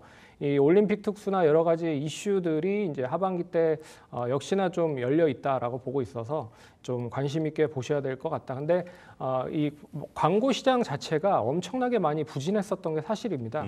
그래서 이제 코로나 때 더 부진했었던 경우가 많았기 때문에 이제는 이제 경기 회복으로 좀 전환되고 있는 상황이다라고 보고 있어서 뭐 실적에 대한 부분을 보시면 2019년에 실적 고점을 찍었었던 적이 주가가 더 많이 올라갔겠죠. 근데 지금 그때보다 더 실적이 좋아요. 그런데도 불구하고 주가는 상당히 좀 많이 밑으로 하회되는 경우가 많아서 어떻게 보면 수급적인 논리로 좀 보셔야 될 것 같고 이 광고에 대한 시장에 대한 부분은 계속적으로 좀 좋아질 여력들이 남아 있다 그렇게 좀 생각을 해보셔야 될 것 같습니다. 예, 자 말씀 초반에 Q10 사태의 그 파급에 대해서 말씀을 해주셨는데 또 오늘은 알리테무의 티몬 위메프를 매각할 수도 있다 뭐 이런 이제 기사까지 나오면서 지금 도대체 이 Q10 사태가 어디까지 사태가 퍼질지를 잘 모르겠습니다. 지켜봐야 될 것 같고요. 자 그렇다면 리포트 내용 자세하게 짚어보겠습니다. 예, 리포트는 이제 대신증권에서 3만 원 매수 유지로 발표를 했고요. 제목 보시면 이제 힘든 환경에도 개선된 실적이라는 주제를 가지고 발표를 했습니다. 그래서 첫 번째 보시면 이제 투자 의견 매수를 발표를 했고요. 목표 주가 3만 원. 그리고 대신 일단 올해 12년 그러니까 올해죠. 올해 실적에 대한 뷰를 보면 EPS가 2,065원으로 그리고 PER이 15배. 이거는 이제 최근 5년간을 평균적으로 적용해서 목표가를 산정을 했다라고 평가를 하고 있는 거고요. 네. 그리고 두 번째는 2분기 실적 관련된 부분에 대한 부분을 이제 리뷰로 하는 부분입니다. 그래서 업황 부진에도 불구하고 이 실적은 꾸준히 상승을 하고 있다라고 보고 있는 상황입니다. 그래서 2분기 이제 총이익 관련돼서 4,500억. 그리고 OP 영업이익 쪽은 882억. 그래서 추정치는 부합을 하고 있다라고 보고 있고요. 이 주요 광고주양 실적 개선과 더불어서 꾸준히 증가하고 있는 비계열 광고주의 영향이다라고 보고 있습니다. 이건 뒤에서 좀 더 자세하게 설명을 해드리겠는데 동사가 이제 제일기획 자체가 이제 삼성 쪽 관련된 그룹에 속해 있는 회사이기 때문에 그렇죠. 삼성그룹에 대한 광고 향이 조금 많습니다. 근데 그럼에도 불구하고 비계열 이제 삼성 외 계열에서의 광고주가 계속적으로 늘어나고 있다라고 하는 부분이고요. 지역별로 보면 이제 북미 쪽에 대한 총이익이 13% 증가를 했고, 그리고 이제 BTL 전통적인 광고 시장이 계속적으로 개선을 하고 있다. 그래서 미주 쪽에 대한 이 광고 시장이 좀 커요. 그래서 18년에는 1,000억, 비중 9%를 차지했고요. 23년에는 3,000억을 차지를 하면서 19% 고성장을 좀 기록을 하고 있었습니다. 근데 미주 지역 매출을 감안을 하면 이제 50%까지 감안을 했을 때 한 1,700억 이상의 뭐 총이익이 발생이 될 가능성이 높다라고 보고 있어서 좀 긍정적으로 볼 수가 있는 부분이고요. 그리고 이벤트는 하반기에 역시 이제 올림픽에 대한 특수와 그리고 이제 북미, 중남미, 중동에 대한 고성장이 지속이 된다라고 하는 거와 그리고 배당 성향 관련된 부분도 있습니다. 그래서 17년부터 대규모 M&A를 진행을 하지 않았을 때는 이 배당 성향을 60% 수준으로 이제 맞춰놓은 상황이다. 근데 지금 이제 주당 배당금 관련돼서 올해 이제 추가적인 M&A 관련된 부분들이 없었습니다. 그래서 1,300원 정도 있기 때문에 이제 수익률이 7.3% 정도는 배당을 할 가능성이 높다라고 보고 있고요. 그리고 자사주를 동사가 한 12% 보유를 하고 있는 상황이에요. 그래서 이게 단계적인 소각을 할지 이제 주주 친화 정책으로 이제 밸류업 프로그램이 좀 더 가동이 되면 관련돼서도 어떠한 정책을 좀 발휘할 가능성이 높을 것 같다라고 보고 있어서 전반적인 시장 흐름에서 이제 광고 시장이 조금씩 턴을 하고 있는 상황이다라고 하는 거를 이제 리포트를 통해서 간접적으로 확인을 해 볼 수 있었습니다. 네, 광고 시장의 업황이 조금씩 좋아지는 와중에 또 특히나 이 제일기획은 주요 고객사인 삼성그룹 외에 그 비계열사의 광고도 늘고 있다라고 짚어주셨습니다. 자, 그렇다면 리포트 바깥의 투자 포인트도 들려주실까요? 예, 삼성그룹 계열 광고가 핵심인데 네. 올해 이제 삼성이 여러 가지 제품들을 많이 출시를 했습니다. 특히나 이제 갤럭시 S24를 상반기 때 출시를 했고요. 그리고 7월에는 갤럭시 플립, 폴더블 폰 이제 6를 출시를 했죠. 그래서 하반기에 갤럭시 S24 FE까지 11월에 출시를 한다라고 하면 이제 갤럭시향 관련된 라인업들을 모두 출시를 한다라고 생각을 하시면 될 것 같습니다. 이제 이런 제품들을 출시를 할 때마다 광고에 대한 집행은 엄청나게 많이 사용을 하는 경우가 많거든요. 그렇기 때문에 여기에 이제 삼성그룹 쪽의 제품 출시로 인한 광고 수혜가 계속적으로 이어질 수 있다라고 보고 있고요. 그리고 이제 신규 디바이스에 의한 광고 시장이 어느 정도 확대가 되는지도 잘 눈여겨 보셔야 될 것 같습니다. 이제 코로나 때 한창 좀 많이 유행을 했었던 게 이제 메타버스라고 해서 잘 아실 거예요. 메타버스 시대가 엄청나게 많이 유행을 했었는데 지금은 이제 그 사업에 대한 수익성이 좀 갸우뚱하고 있는 상황이라 네. 전반적으로 많이 사업을 철수하거나 구조조정을 많이 단행을 했죠. 예, 그런 상황에서 결국엔 이제 디바이스 비전 프로나 VR 등이 확대가 되면서 이 거기에 대한 광고도 이제 사용이 될 가능성이 높다. 아직까지는 뭐 얼마만큼 이 관련돼서 연계가 돼서 이 시장이 열릴지는 모르겠으나 그 광고 시장이 열린다라고 하면 어떻게 보면 광고 수주를 하고 있는 입장에서는 상당히 좀 성장 동력으로 좀 작용을 할 가능성이 높아서 이런 이제 신규 디바이스에 의한 광고 시장이 개화되는지도 한번 눈여겨 보셔야 될 필요가 있다. 그렇게 말씀드리겠습니다. 네, 자, 뭐 비전 프로라든지 이렇게 콘텐츠를 볼 수 있는 어떤 기기나 방법이 새로 생기면 당연히 여기에도 광고가 붙겠죠. 네. 네, 그래서 그 부분에 대한 성장이 기대된다 말씀해 주셨고요. 자, 적정 목표가를 여쭤볼게요. 지금 목표가가 3만 원으로 나와 있는데, 자, 어떻게 보십니까? 예, 제가 봤을 때는 지금 뭐 충분히 가능하다라고 말씀을 드릴 수 있을 것 같은데 다만 이제 수급적인 영향으로 봤을 때 최근 수급적인 흐름이 뭐 바이오나 뭐 반도체, 뭐 2차 전지 쪽으로만 계속 순환매가 되고 있는 흐름이잖아요.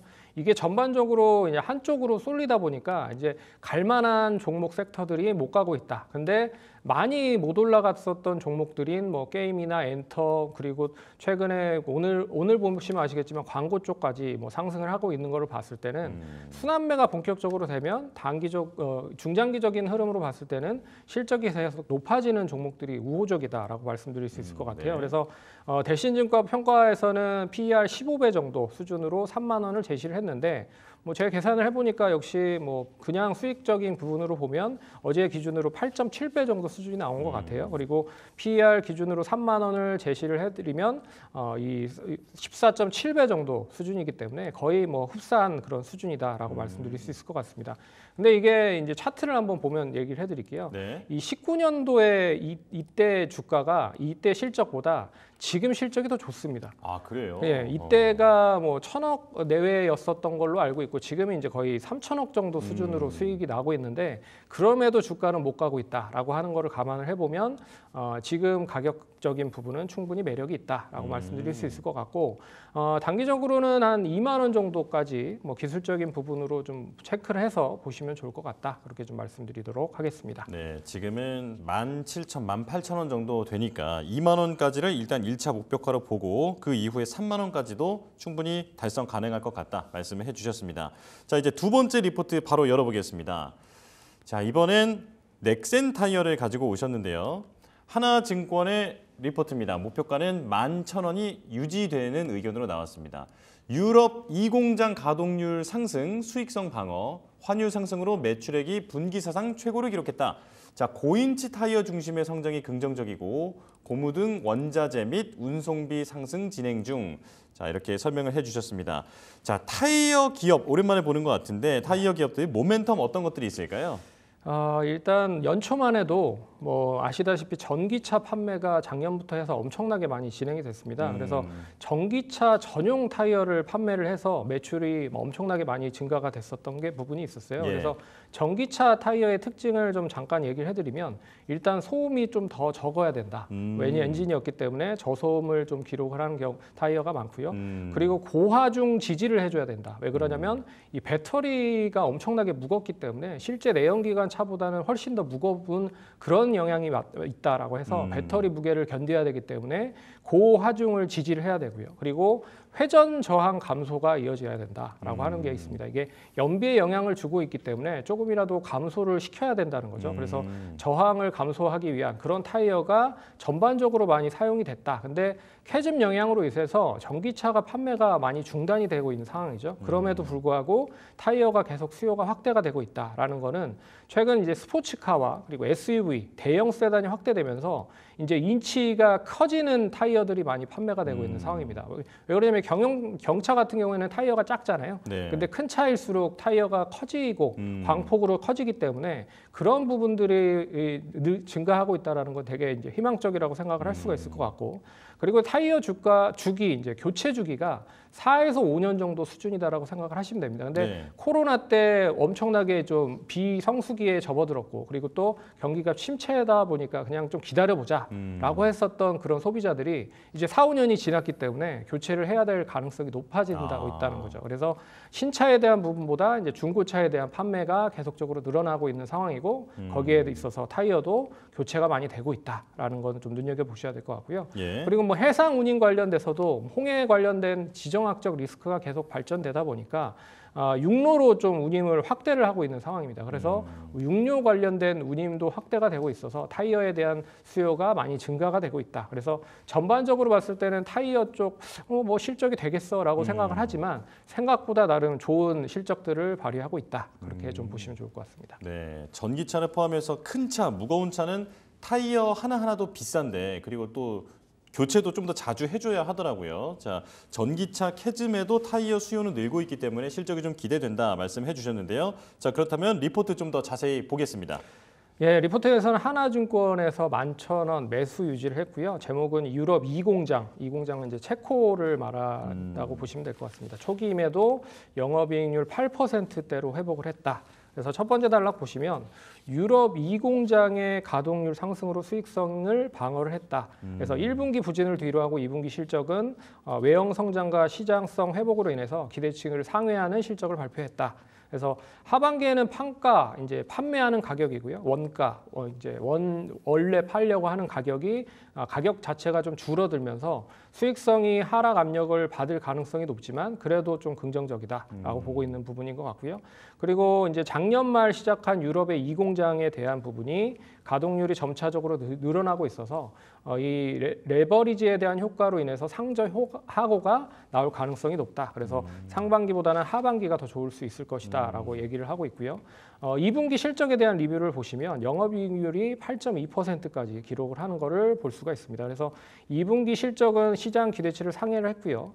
매출액과 영업이익은 10%, 69% 상승을 한 7,638억과 그리고 629억을 기록을 했다. 그래서 물량이 증가가 됐고 평균 가격이 높아졌고요. 역시 환율 상승이나 뭐 여러 가지 매출에 대한 부분이 분기 사상 최고를 기록을 했다라고 하는 건 좀 의미가 있다라고 볼 수가 있을 것 같고요. 예. 지역별로는 이제 우리 시장, 우리나라는 별로였습니다. 근데 북미 쪽, 유럽 쪽, 기타 쪽이 계속적으로 늘어나고 있어서 좀 긍정적이다라고 보고 있고요.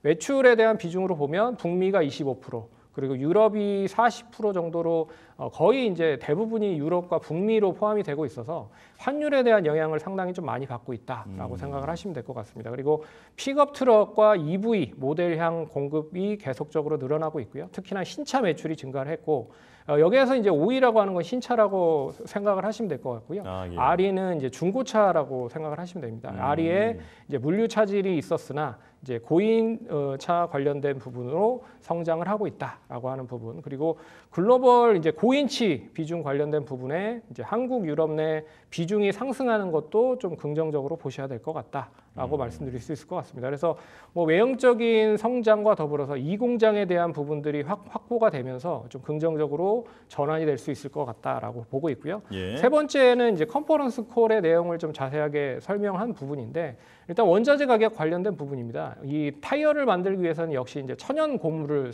사용을 해야 된다라고 말씀을 드릴 수 있을 것 같아요. 근데 천연 고무 가격이 계속적으로 상승을 하고 있기 때문에 결국에는 이제 원자재 가격이 높아져서 비용적인 부분으로 이 수익성이 좀 줄어들 수 있다라고 말씀을 드릴 수 있을 것 같고, 운송비도 역시나 이제 8월 이후로 좀 완화가 될 가능성이 높지만 이제 미국 북미 쪽의 철도에서의 노조 파업이 이어질 수 있다라고 합니다. 그래서 그것도 얼마만큼 장기화되는지가 관건일 것 같다라고 보고 있고요.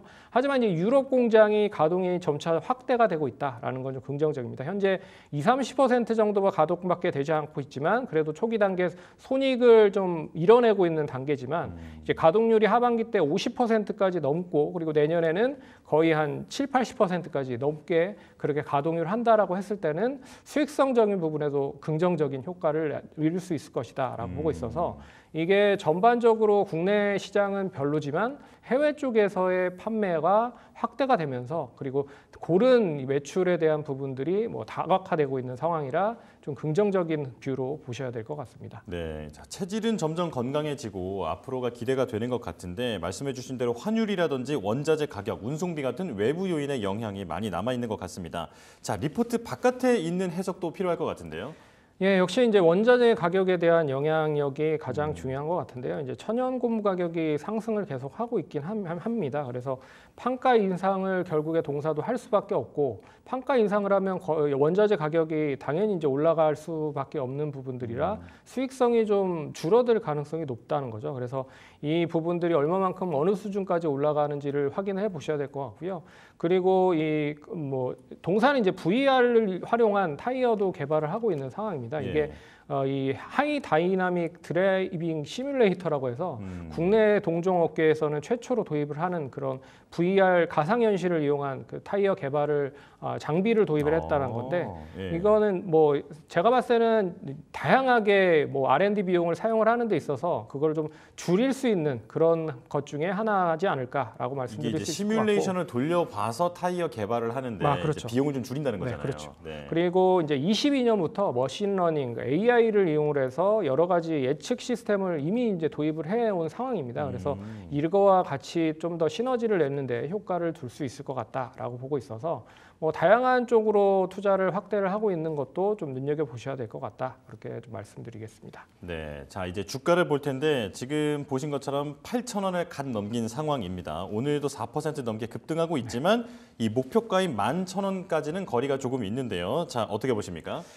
예, 대신증권에서 이제 올해 추정치와 뭐 PER과 PBR을 기준으로 봤을 때 11,000원을 제시를 한 것 같아요. 근데 제가 이제 순이익으로만 평가를 해보면 어제 종가 기준으로 봤을 때 뭐 5배 수준입니다. PER이 5배 수준이기 네. 때문에 엄청나게 좀 저렴하죠. 근데 역시나 동사도 수급적인 부분들이 얼마만큼 빠르게 개선이 되는지가 관건일 것 같아요. 그리고 차트 흐름을 보시면 상당히 좀 박스권으로 갇혔었던 흐름들을 보실 수 있을 겁니다. 네네. 그래서 7,500원부터 시작을 해서 한 9,000원 박스권의 흐름이 계속 이어지고 있기 때문에 이게 조금 더 상승을 하기 위한 부분에서는 뭐 9,000원을 강하게 돌파해야 되겠다라고 보고 있지만 1차적인 목표가는 9,000원에서 9,500원 박스권 상단을 보고 나서 대응을 하시면 좋을 것 같아요. 그래서 이 지금 시점에서 매수를 해서 박스권 상단 부분에서는 일단 수익을 좀 챙겨놓고 그리고 나서 추가적으로 상승을 하면 조금 더 가져가는 그런 전략을 사용을 하시면 좋을 것 같아서 펀더멘탈적인 부분도 좋지만 기술적인 부분을 먼저 선행을 해서 대응을 해보자라고 말씀드리겠습니다. 네, 자 박스권이 9,500원이 상단인 것 같은데 이 부분을 뚫게 되면 아까 전에 리포트에 나와 있던 11,000원까지도 조금 더 노려볼 수 있을 것 같다 말씀을 해주셨습니다. 자 여기까지 말씀 듣겠습니다. 손창현 팀장과 함께했습니다. 고맙습니다. 네, 감사합니다.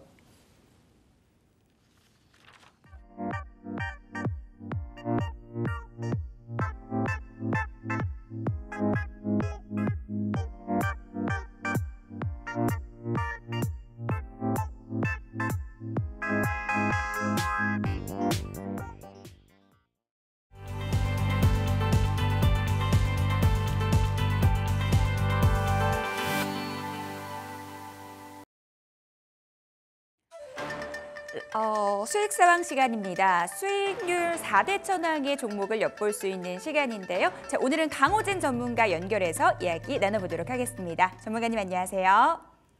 네, 안녕하세요. 네, 오늘의 종목 공개해 주시죠. 네, 오늘 말씀드릴 종목은 오늘도 이제 제약바이오에 대해서 안내를 드리려고 합니다. 그래서 오늘 소개해드릴 종목은 바로 이제 고바이오랩이라는 종목인데, 이제 고바이오랩 같은 경우에는 옛날부터 이제 마이크로바이옴 관련주로 굉장히 좀 많이 알려져 있습니다. 자, 그런데 이 마이크로바이옴 유래 물질을 이용을 해서 대사 질환 치료제를 좀 개발하고 있다라는 소식이 좀 알려졌습니다. 이제 그러면서 최근에 이 비만 치료제들이 굉장히 좀 강한 흐름을 보였었는데 이 고바이오랩 같은 경우에는 다른 비만 치료제 대비해서 아직 그 상승폭이 크지 않았었기 때문에 여전히 좀 그 모멘텀을 가지고 상승이 나올 수 있다라고 생각을 하고 있고요.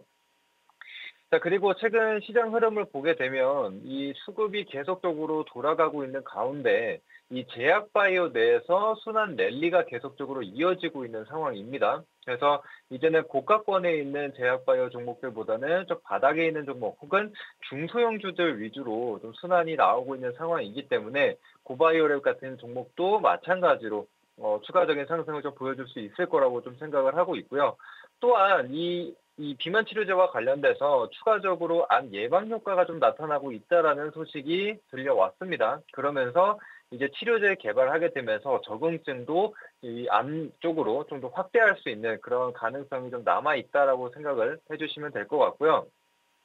그리고 이제 추가적으로 이 지방 감염 치료제도 개발을 하고 있는 상태입니다. 그런데 아직까지는 뚜렷한 치료제가 없는 상황인데 이제 이 마드리갈이라는 기업이 최초로 이 지방 감염 치료제를 지금 승인 신청을 해둔 상태입니다. 이제 그러다 보니까 추가적으로 같이 이 지방 감염 치료제를 개발하고 있는 고바이오랩 같은 경우에도 같이 시장에서 좀 부각을 받을 수 있는 그런 상황이라고 좀 생각을 해주시면 될 것 같고요. 그래서 지금 현재로서는 비만 치료제 그리고 암 항암제까지도 가능성이 있는 상황이고 추가적으로 지방 감염까지 이렇게 세 가지의 모멘텀을 가지고 있다라고 보시면 되겠고요.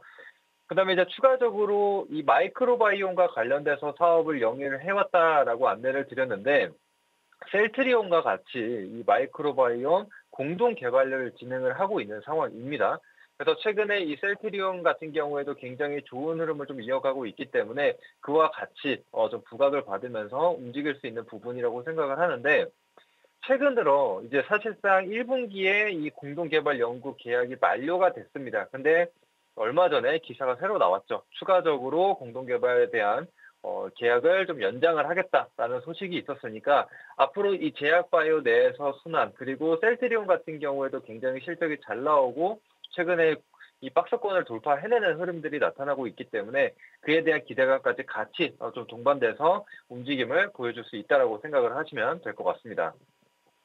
자, 그리고 추가적으로 지금 차트 실적을 한번 보여드릴 텐데 사실상 이 고바이오랩 같은 경우에는 계속해서 적자를 기록하고 있는 기업은 맞습니다. 그런데 저희가 이제 체크해봐야 될 부분은 따로 있죠. 그게 뭐냐면은 바로 매출액입니다. 매출액을 좀 살펴보셔야 되는데 자, 현재 보시면은 기존에 19년도에 6억에 불과했었던 매출액이 점점 증가하면서 작년에는 330억을 기록을 했습니다. 그래서 물론 아직까지 영업이익은 적자지만 매출액이 증가하고 있다는 게 굉장히 좀 긍정적인 포인트고 또 추가적으로 이제 1분기 실적을 한번 보셔야 되는데 1분기에 매출액이 거의 150억 가까운 매출액을 기록을 했죠. 근데 아까 말씀드린 대로 작년 전체 매출이 330억이었는데 1분기 만에 거의 절반 수준을 달성을 했습니다. 그만큼 매출액이 지금 빠른 성장을 좀 보여주고 있는 상황이고 거기에 따른 영업이익, 이 적자, 영업 손실 같은 경우에도 적자폭을 축소해 나가고 있는 상황이라고 생각을 하시면 될 것 같습니다. 그래서 이게 어떤 부분에서 매출이 나오느냐라고 하냐면은 바로 이제 건강기능식품입니다.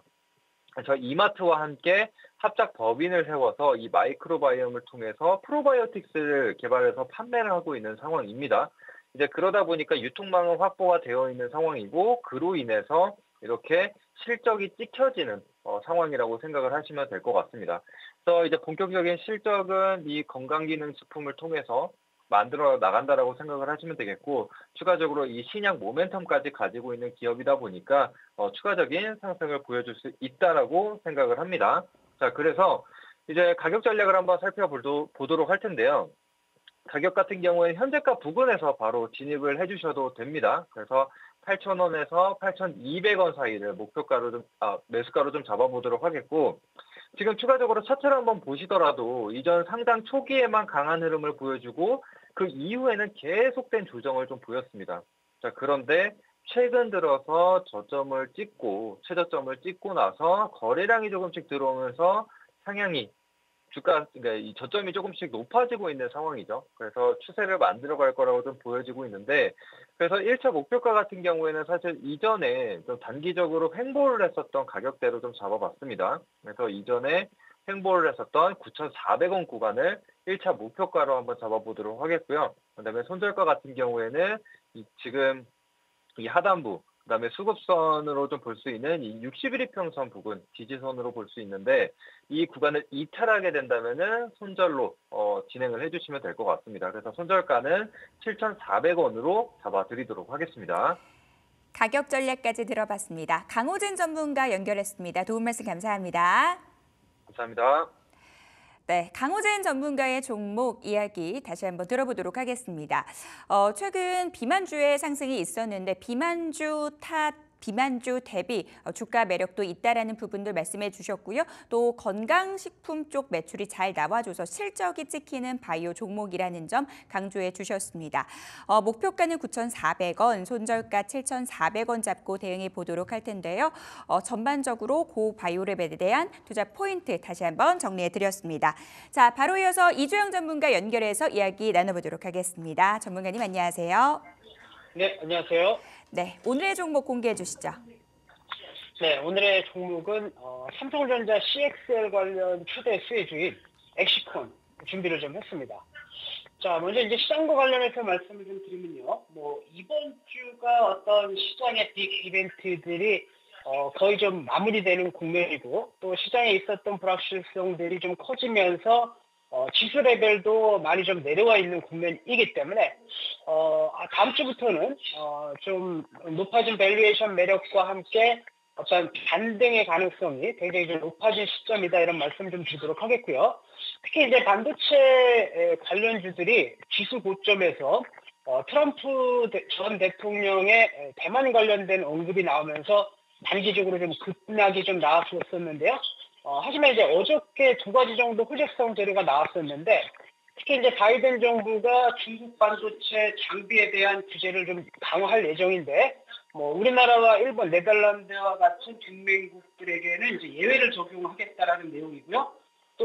실적적인 측면에서 마이크로소프트와 AMD 실적이 굉장히 좀 잘 나왔고 특히 이제 삼성전자의 컨퍼런스 콜에서 2분기 반도체 사업에서만 6조 원이 넘는 시장을 전망치를 상회하는 실적이 나와준 부분, 그리고 또 HBM 정상적으로 좀 올라온 부분, 그리고 또 메모리 슈퍼사이클이 좀 이어지고 있다라는 부분들이 언급이 좀 나와주었기 때문에 이 정도 분위기라고 한다면 현재 가격대 수준에서 다음 주에 한번 반도체 관련 종목들 노려볼 만하다 이런 말씀 좀 드리도록 하겠고요. 특히 이제 엑시콘 같은 경우에는 국내 SSD 테스터 시장 점유율 1위 업체고요. 그리고 이제 R&D를 좀 지속하면서 일본이 독점하고 있었던 비메모리 테스터 최초 국산화에 성공을 하였기 때문에 올 하반기부터 내년도를 기점으로 본격적인 실적이 좀 잡힐 것으로 예상하고 있고요. 또 이제 삼성전자가 CXL 관련해서 이슈가 좀 나와준다고 한다면 단기적으로 이제 중상한가 상한가 파동도 좀 기대해 볼 수 있는 만한 재료이기 때문에 지금부터 CXL 좀 관심 있게 좀 보실 필요가 있다 이렇게 말씀을 좀 드리겠고요. 특히 이제 중요한 이 종목이 갑자기 좀 급락했던 이유가 유상증자 이후에 주가가 크게 레벨 다운이 됐었는데요. 어저께 기준으로 유상증자가 완료가 되었기 때문에 이제는 이제 본격적인 상승이 좀 가능하다 이런 말씀을 드리도록 하겠고요.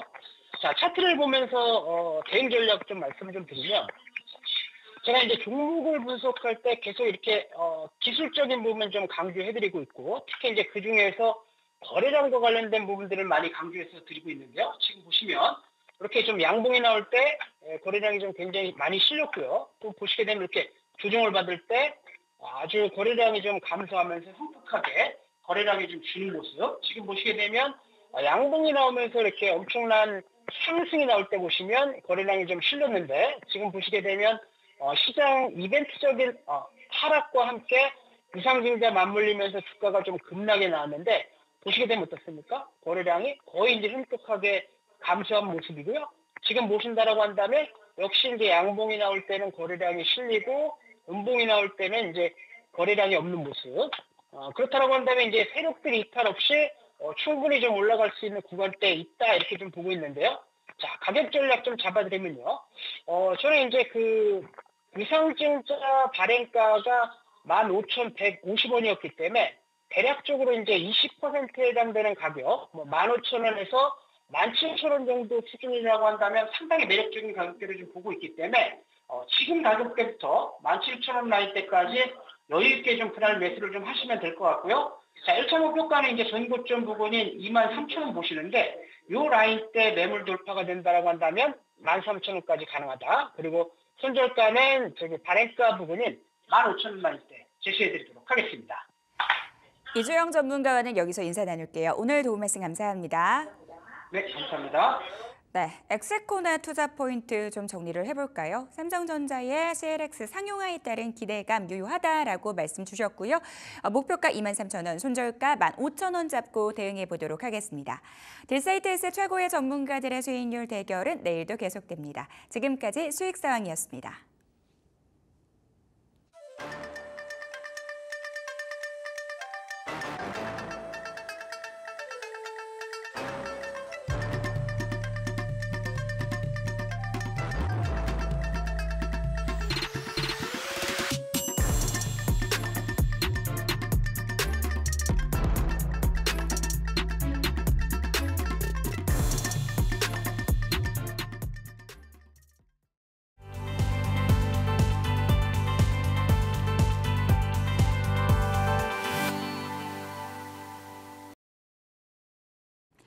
라스트 빅딜 함께 하시죠. 특징주 잡아보고 종가 매수 OX 확인해 보도록 하겠습니다. 네, 오늘은 김태성 ISF 본부장, 이주호 SP인베스트 본부장과 함께하겠습니다. 어서 오십시오. 두 분 네, 어서 오세요. 안녕하세요. 두 분과 함께 종목 이야기 나눠보도록 하겠습니다. 자, 파마 리서치부터 확인을 해볼게요. 많은 분들이 파마 리서치는 몰라도 리주란은 아실 것 같습니다. 리주란으로 유명한 회사죠. 오늘장 주가 급등 나오고 있는데 이 종목에 대한 종가 매수 여부 확인해 보겠습니다. 두 분 모두 종가 매수 의견 주셨고요. 자신 있게 들어주셨어요. 네, 김태성 본부장님 의견 들어볼게요. 일단 뭐 결국에는 돌고 돌아서 실적이 아닌가라는 생각이 듭니다. 뭐 주도주 업종 내에서는 지금 대내의 변수가 굉장히 많이 작용이 되면서 반도체 IT는 반도체 IT 나름대로의 어떤 히스토리가 필요하고 2차 전지도 2차 전지 나름대로의 히스토리가 필요한데 지금 피부 미용 의료기기 쪽 같은 경우에는 다른 거 다 필요 없이 수출 데이터와 해외 매출에 대한 성장성 이 두 가지만 충족이 된다면 시장에서는 계속해서 강한 관심을 받고 있다라고 좀 보시면 될 것 같습니다. 파마 리서치 같은 경우에는 앞서서 앵커님께서 이야기하셨다시피 이 리쥬란이라고 하는 제품 자체가 워낙 이제 베스트셀러 제품이다 보니 결국에 이제 국내에서의 매출은 당연히 압도적이다라고 좀 볼 수는 있을 것 같고요. 대신에 이제 클래시스라든지 비얼, 원테크 같은 기업들 대비 올라가지 못했던 이유는 뭐냐면 아무래도 이제 국내 매출 비중이 상대적으로 너무 높았습니다. 그러니까 지금 앞서 언급되었던 기업들은 국내에서도 판매를 많이 하고 있지만 가장 중요했던 것은 해외에서의 이제 매출 판매 확대가 이제 가장 중요했었던 부분인데 파마 리서치가 사실은 그 부분이 굉장히 약했었어요. 하지만 이번에 분기 실적, 1분기, 2분기 실적을 통해서 미국이라든지 이런 동남아 쪽으로의 이제 성장세를 한 번 더 확인을 하는 그러한 모습을 좀 보였기 때문에 저는 충분히 지금보다 훨씬 더 좋은 모습을 보일 수 있다 생각이 들고 있고 피부 미용 의료기기가 원래 본업만 잘해도 되는데 여기 이제 디지털 헬스케어까지도 지금 사업 영역을 확장을 하고 있다라는 부분이 먼 미래까지도 지금 대비를 잘 하고 있는 그런 어떤 순서라고 좀 볼 수가 있어서요. 현재 구간에서 저는 종가 베팅을 하신다라고 하면 작년 8월 달에 기록했었던 15만 8,200원이라고 하는 이 라인대까지도 모두 이제 돌파가 되는 그러니까 이제 역사적인 신고가 영역으로 충분히 갈 수 있는 그러한 자리가 아닐까라는 의견을 드려보도록 하겠습니다. 네, 국내 실적은 확실하고 해외 성장성까지 확인이 됐으니까 신고가까지도 노려볼 수 있을 것 같다. 파마 리서치에 대해서 이렇게 말씀해 주셨고요. 자, 다음 종목은 자동차 부품주 SL입니다. 현대차와 기아가 다시 주목을 받으면서 이 SL에 대해서도 성장 모멘텀으로 관심을 받고 있는데요. 자, 이 종목에 대한 두 분의 의견 들어보겠습니다. 자, 이번에도 자신 있게 동그라미를 들어주셨어요. 네. 자, 이번엔 이주호 본부장님 말씀 들어볼게요. 네, 일단 뭐 자동차 섹터들은 정말 지금 가격적인 메리트가 충분히 저는 있다라고 생각을 하고 있고 특히나 이제 가장 큰 이벤트가 하나 남아 있죠 올해. 인도 IPO가 있기 때문에 이 부분에 대한 모멘텀은 아직도 살아있다 이렇게 말씀을 드리겠고 이제 최근에 현대차가 좀 반등이 나오고 있는 상황인데 지금 이 자동차 부품주들 단에서는 SL 같은 경우가 마진율이 가장 높습니다. 보통 이제 자동차 부품주들 영업이익률이 4에서 5% 정도밖에 안 되는데 지금 SL 같은 경우는 올해 추정치가 9에서 10% 정도입니다. 그럼 무슨 말이냐면 마진율이 2배 정도 높을 거라는 거죠. 그렇기 때문에 이 헤드램프에 대한 평균 판매 단가가 상승하고 있고 그거에 대한 수요도 증가하고 있는 상황에서 마진율이 계속적으로 좋게 나올 것이다라는 전망 이러한 부분들이 저는 매력적이라고 생각을 하고 있고 지금 고점 대비해서 주가 조정이 최근에 많이 나왔어요. 그렇기 때문에 가격적인 메리트는 충분하다. 그리고 아직도 남아있는 모멘텀 그리고 일본이 금리 인상을 함으로써 이제 한국과 일본의 수출 경쟁에서 어느 정도 조금 더 좋은 모습을 보이지 않을까. 특히나 이제 만약에 미국이 금리 인하를 하게 될 경우에는 그동안 이제 자동차 구매를 망설였던 해외 그런 소비자들이 만약에 조금 더 사게 되는 그런 가능성도 있다라고 저는 생각을 하고 있기 때문에 아무래도 지금 뭐 자동차가 금리 인하에 대한 수혜도 받을 가능성이 있다. 그리고 원자재 가격이 하락하는 효과도 있거든요. 왜냐하면 일단 뭐 이렇게 생각하실 수도 있습니다. 미국이 금리 인하를 하게 되면은 그럼 달러가 약세가 되는데 그러면 수출하는 기업은 안 좋은 거 아니냐 이런 말들이 있는데 반대로 생각해 보면 원자재 가격이 인하가 되고 그러면 그동안 수출 활동을 좀 못했고 주가가 많이 못 움직였던 기업들이 투자라던가 그런 것들에 대해서 좀 더 할 수 있게 되겠고요.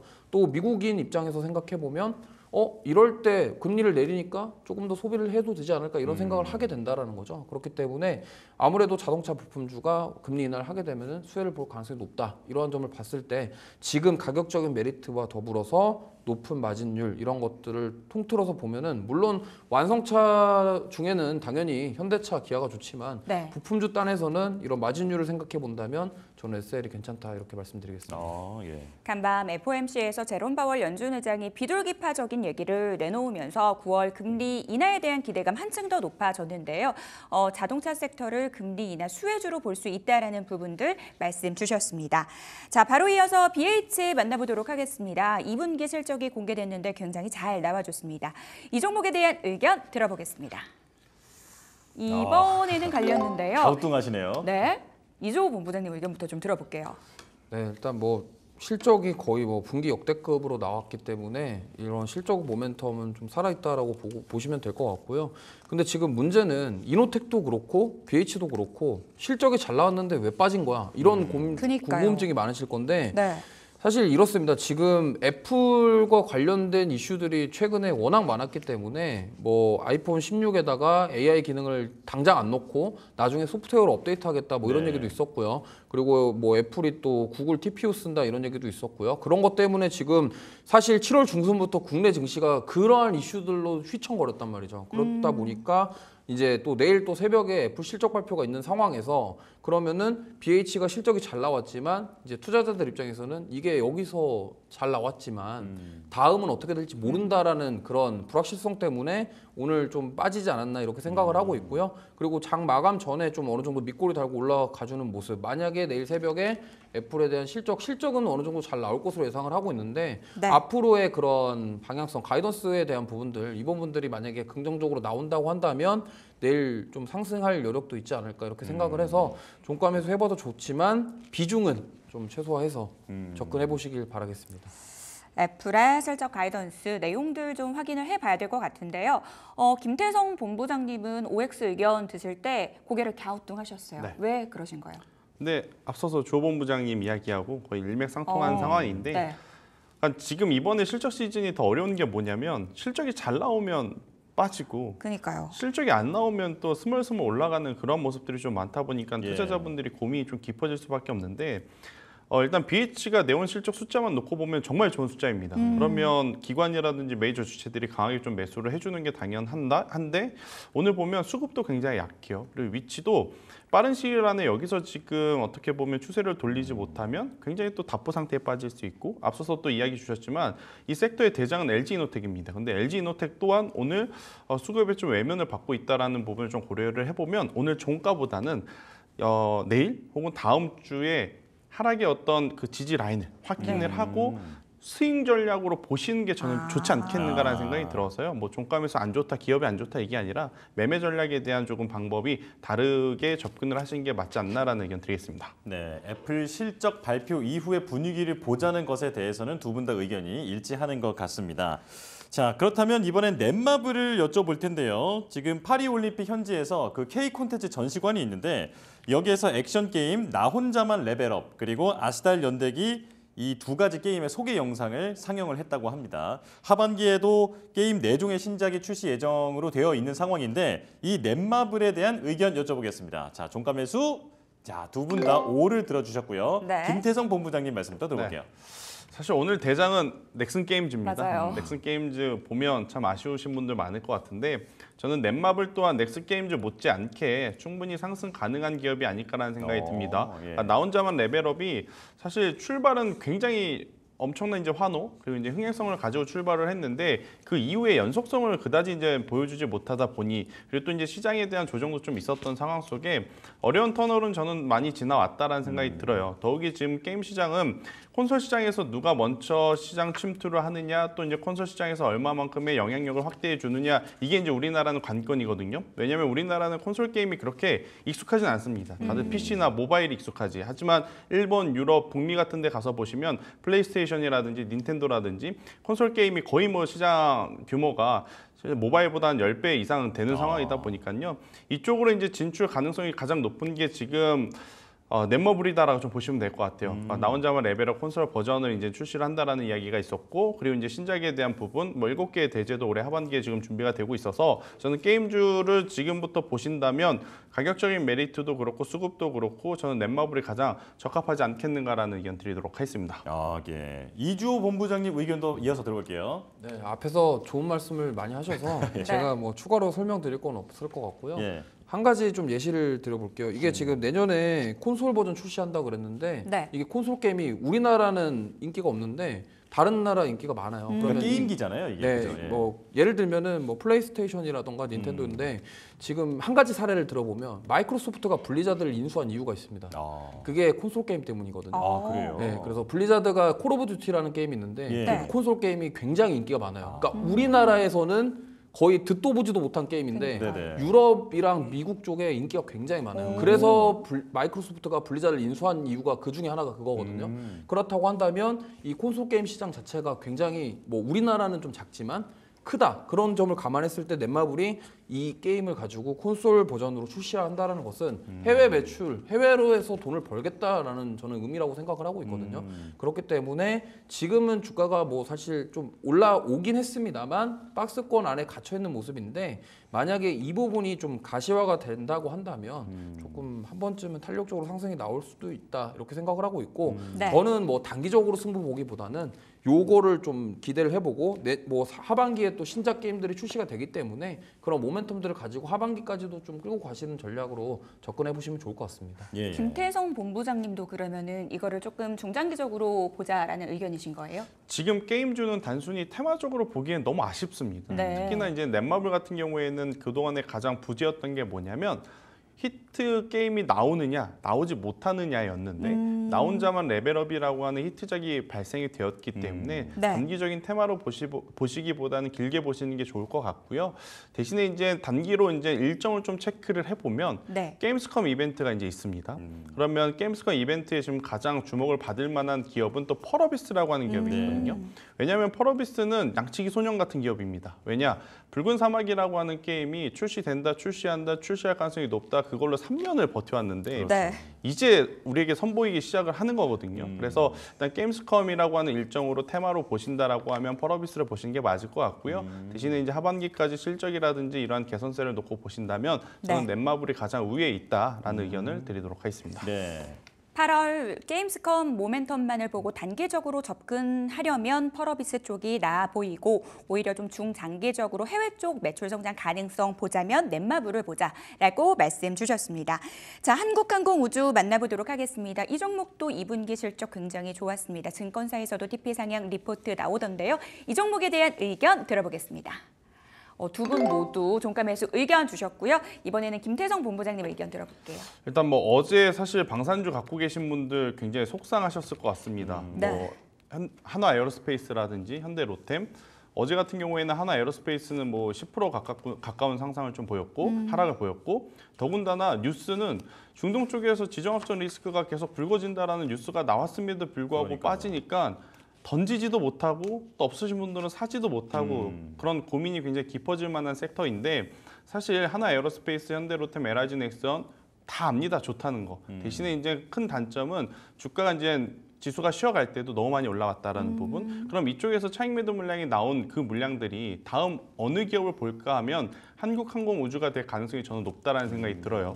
전혀 기대치가 없었던 기업에서 이렇게 어닝 서프라이즈가 나오면 우리 개인 투자자들뿐만 아니라 기관이라든지 외국인 투자자분들도 이쪽에 대한 관심도가 높아질 수밖에 없거든요. 예. 한국항공우주 최근에 실적 나오기 전까지 기관이나 외국인의 수급이 없었습니다. 그런데 이번에 실적 나오고 나서 기관 외국인 양매수가 이 가격의 하단 쪽에서 강하게 들어오기 시작을 하고 오늘도 지금 지속적으로 들어오는 상황이라서 저는 만약 한국항공우주를 보신다라고 하면 다른 방산주들이 역사적인 신고가 영역에서 플레이하듯이 한국항공우주도 재작년에 기록했었던 이 가격대 83,900원대 못 넘어가야 된다라는 생각이 들어요. 그래서 네.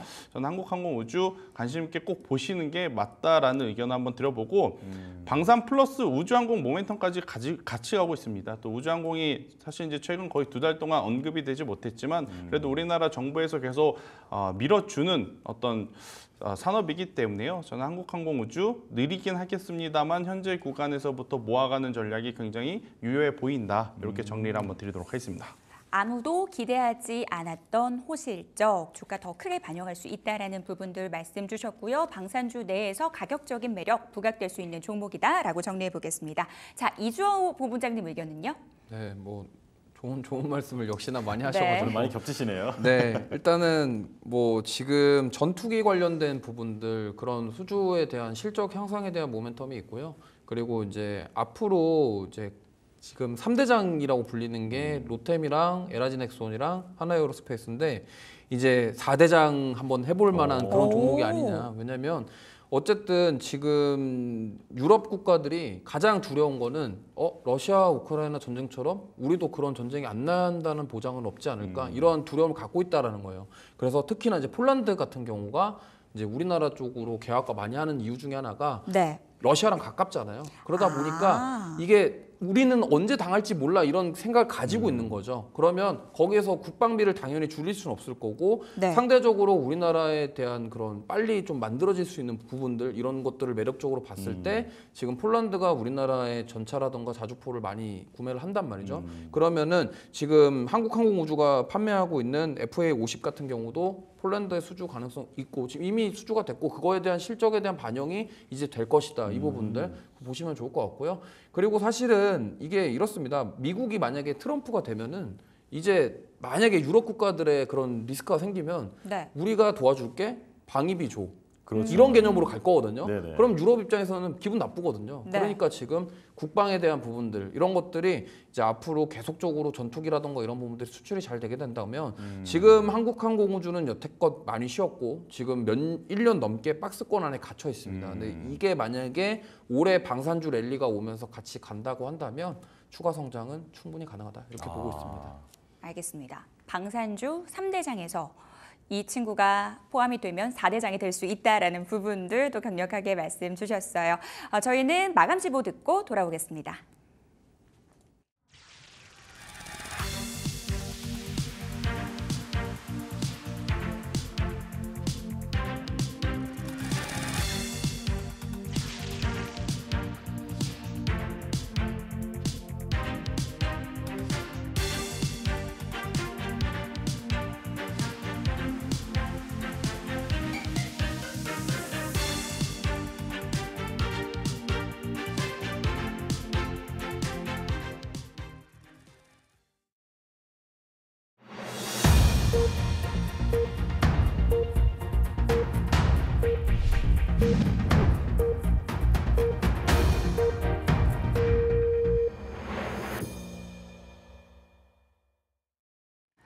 목요일장 마감이 됐습니다. 꽤 비둘기파적이었던 파월의 입, 9월 금리 인하 가능성 한층 더 높아졌습니다.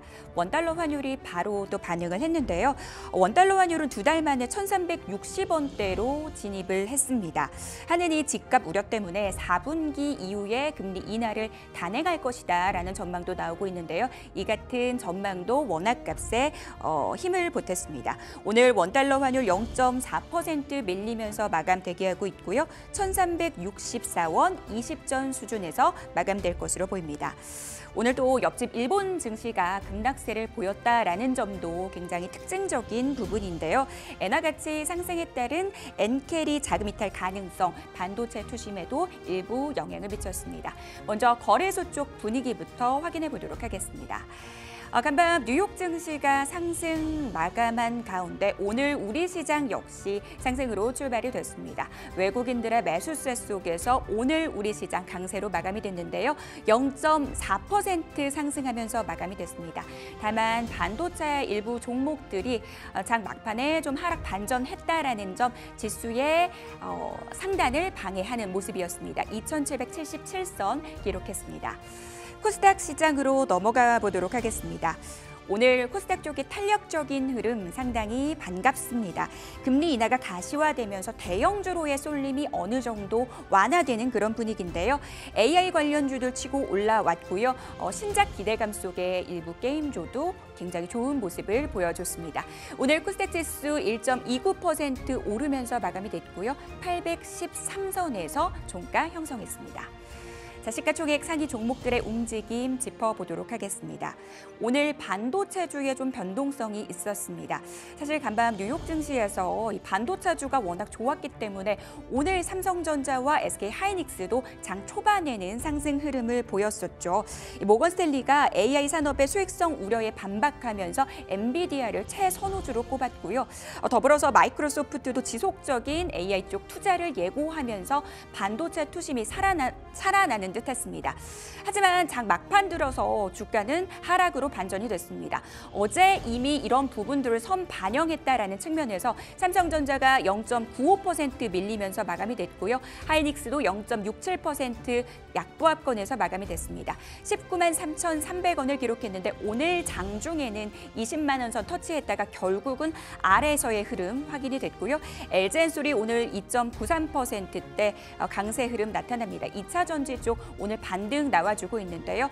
미국에서 해리스 부통령의 지지율이 급등하고 있다라는 부분도 일부 투자 심리에 영향을 미치고 있습니다. 삼성 바이오로직스는 1.39% 밀립니다. 최근 바이오시밀러 쪽이라든지 CDMO 쪽에 굉장히 강한 상승 탄력을 보여줬는데 오늘은 좀 정반대의 흐름이 나타납니다. 셀트리온 역시 2% 넘게 밀리면서 마감이 됐고요. 현대차 1.8% 상승한 가운데 기아차는 보합에서 마감이 됐습니다. 밸류업 관련 종목들이 다시 한번 달려주는 모습이었죠. KB금융이 0.46% 강보합 마감한 가운데 신한지주가 1.5% 상승으로 마감이 됐습니다. 오늘 삼성 SDI와 LG화학 동반 강세로 마감이 됐습니다. 삼성 SDI 쪽이 4.5% 더 탄력적인 흐름 나타났고요. LG화학은 2.78% 상승으로 마감이 됐습니다. 삼성물산은 오늘 쉬어가면서 2.58% 약세 흐름 이어갔고요. 포스코홀딩스가 3%대 강세로 마감이 됐습니다. 코스닥 시가총액 상위 종목들의 움직임 짚어보도록 하겠습니다. 에코프로그룹주가 상승 반전에 성공을 했습니다. 오늘 장중에 알테오젠과 에코프로비엠의 순위가 뒤바뀌기도 했는데요. 하지만 에코프로비엠이 뒷심을 발휘하면서 1위 자리를 지켜냈습니다.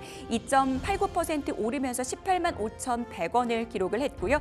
에코프로가 1.41% 상승으로 마감이 됐습니다.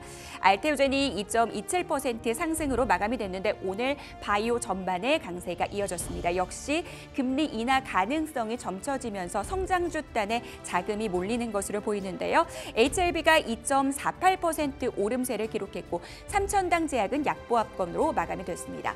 오늘 셀트리온 제약은 하락세를 기록했습니다. 8% 넘게 크게 밀리면서 마감이 됐고요. 리가켄바이오가 4.3% 탄력적인 흐름 가져갔고 리노공업은 0.5%대 상승률 기록했습니다. 오늘 펄어비스도 강세를 기록했습니다. 오늘 라스트 빅딜 시간에 잠시 언급됐던 종목이죠. 게임스컴 앞두고 관련된 기대감이 언급되고 있습니다. 1.5% 상승하면서 43,050원 기록을 했습니다. K뷰티 대장주라고 할 수 있는 실리콘투 어제 라스트 빅딜 시간에 언급된 종목인데 3.8% 강세로 마감이 됐습니다. 46,000원 기록했고요. 다음 장 확인해 보시면 오늘 게임주가 전반적으로 강한 흐름이 포착이 됐는데 넥슨 게임즈가 무려 21%나 올랐습니다. 신작에 대한 기대감 언급되고 있는데요. 퍼스트 디센던트의 흥행 지속 전망에 52주 신고가를 기록했습니다. 28,800원을 기록했고요. 테크윙은 5.6% 밀리면서 마감됐습니다. 시가총액 상위 종목들의 움직임까지 짚어봤습니다. 내일의 전략 세워봐야 될 텐데요. 김태성 본부장님 내일 전략 세워주시죠. 내일은 의외의 섹터에서 저는 뒷심을 좀 더 발휘를 해야 되지 않을까라는 생각이 듭니다. 그 섹터가 뭐냐면 바로 2차 전지가 아닐까 싶은데 반도체 IT에 대해서 지금 평가는 굉장히 엇갈릴 수밖에 없습니다. 그러니까 투자한 인풋 대신 지금 아웃풋이 그렇게까지 이제 투자자들의 눈높이에 맞춤을 해주지 못하는 상황 속에 노이즈가 있다라고 하면 V자 반등은 힘들고 U자 형태의 반등이 나올 가능성이 높다. 그러면 시장의 주도 섹터에 이제 쏟아져야 할 자금이 어딘가로 이제 흘러가야 하는데 제약바이오는 가격적인 부담이 생겼고 이제 우리나라 시장에는 한쪽밖에 없거든요. 그래서 이제 2차 전지가 오늘 장 중후반부에 최악의 성적표를 받았음에도 불구하고 오히려 수급이 지금 붙어준 게 아닌가라는 생각이 드는데 저는 일단은 기술적인 반등세는 한 번 더 2차 전지에서 나올 가능성이 높다. 그래야 코스피가 현재 위치에서 잘 머문 상태에서 코스닥 지수가 키높이를 해줄 가능성이 높기 때문에 저는 이쪽에 대한 관심들을 좀 높여보면서 반도체 소부장 같은 경우에는 수급이 오늘 살아있는 쪽에 대한 집중을 더 하셔야 되지 않을까라는 의견 드리도록 하겠습니다. 네, 자 2차 전지 쪽에서의 기술적 반등을 좀 기대해 볼 수 있다 이렇게 말씀해 주셨는데 전 이주호 본부장님께 이렇게 여쭤보고 싶어요. 지금 금리 인하의 어떤 분위기가 무르익고 있잖아요. 그러다 보니까 카카오와 네이버를 이제부터는 좀 봐도 되는 거냐 이런 얘기가 있던데 어떻게 보십니까? 그게 맞거든요. 왜냐하면 금리 인하 때문에 금리 인상 때문에 가장 피해를 많이 본 섹터가 또 그쪽이고 그러니까요. 네카오가 가장 많이 빠졌기 때문에 보는 게 맞는데 지금 사실 주가가 반등을 못하는 이유 중에 하나가 금리 때문이 아니라 다른 요인이 더 많아요. 그러다 보니까 지금 금리 인하 때문에 수혜를 볼 수도 있겠지만 반대로 금리 인하 때문에 수혜를 보는 게 아니라 그조차도 뭔가 없다 이렇게 될 수가 있다라는 거죠. 왜냐하면 지금 여러 가지 이슈들이 많아요. 특히 네이버는 뭐 아시다시피 뭐 여러 가지 이슈들이 많기 때문에 지금 하려고 하는 사업마다 뭔가 지금 뚜렷하게 나오는 게 없어요. 그러다 보니까 지금 뭐 이커머스 같은 쪽도 알리테모에 뺏겼었고 근데 이번에 큐텐 사태 때문에 반사익을 보는가 싶더니 사실 주가의 움직이는 그렇게 있지 않거든요. 네. 그렇다 하면 결국에는 지금 네이버가 결국엔 주가 반등을 위해서는 앞으로 우리가 뭘 하겠다에 대한 부분을 저는 이제 보여줘야 된다라고 생각을 해요. 뭔가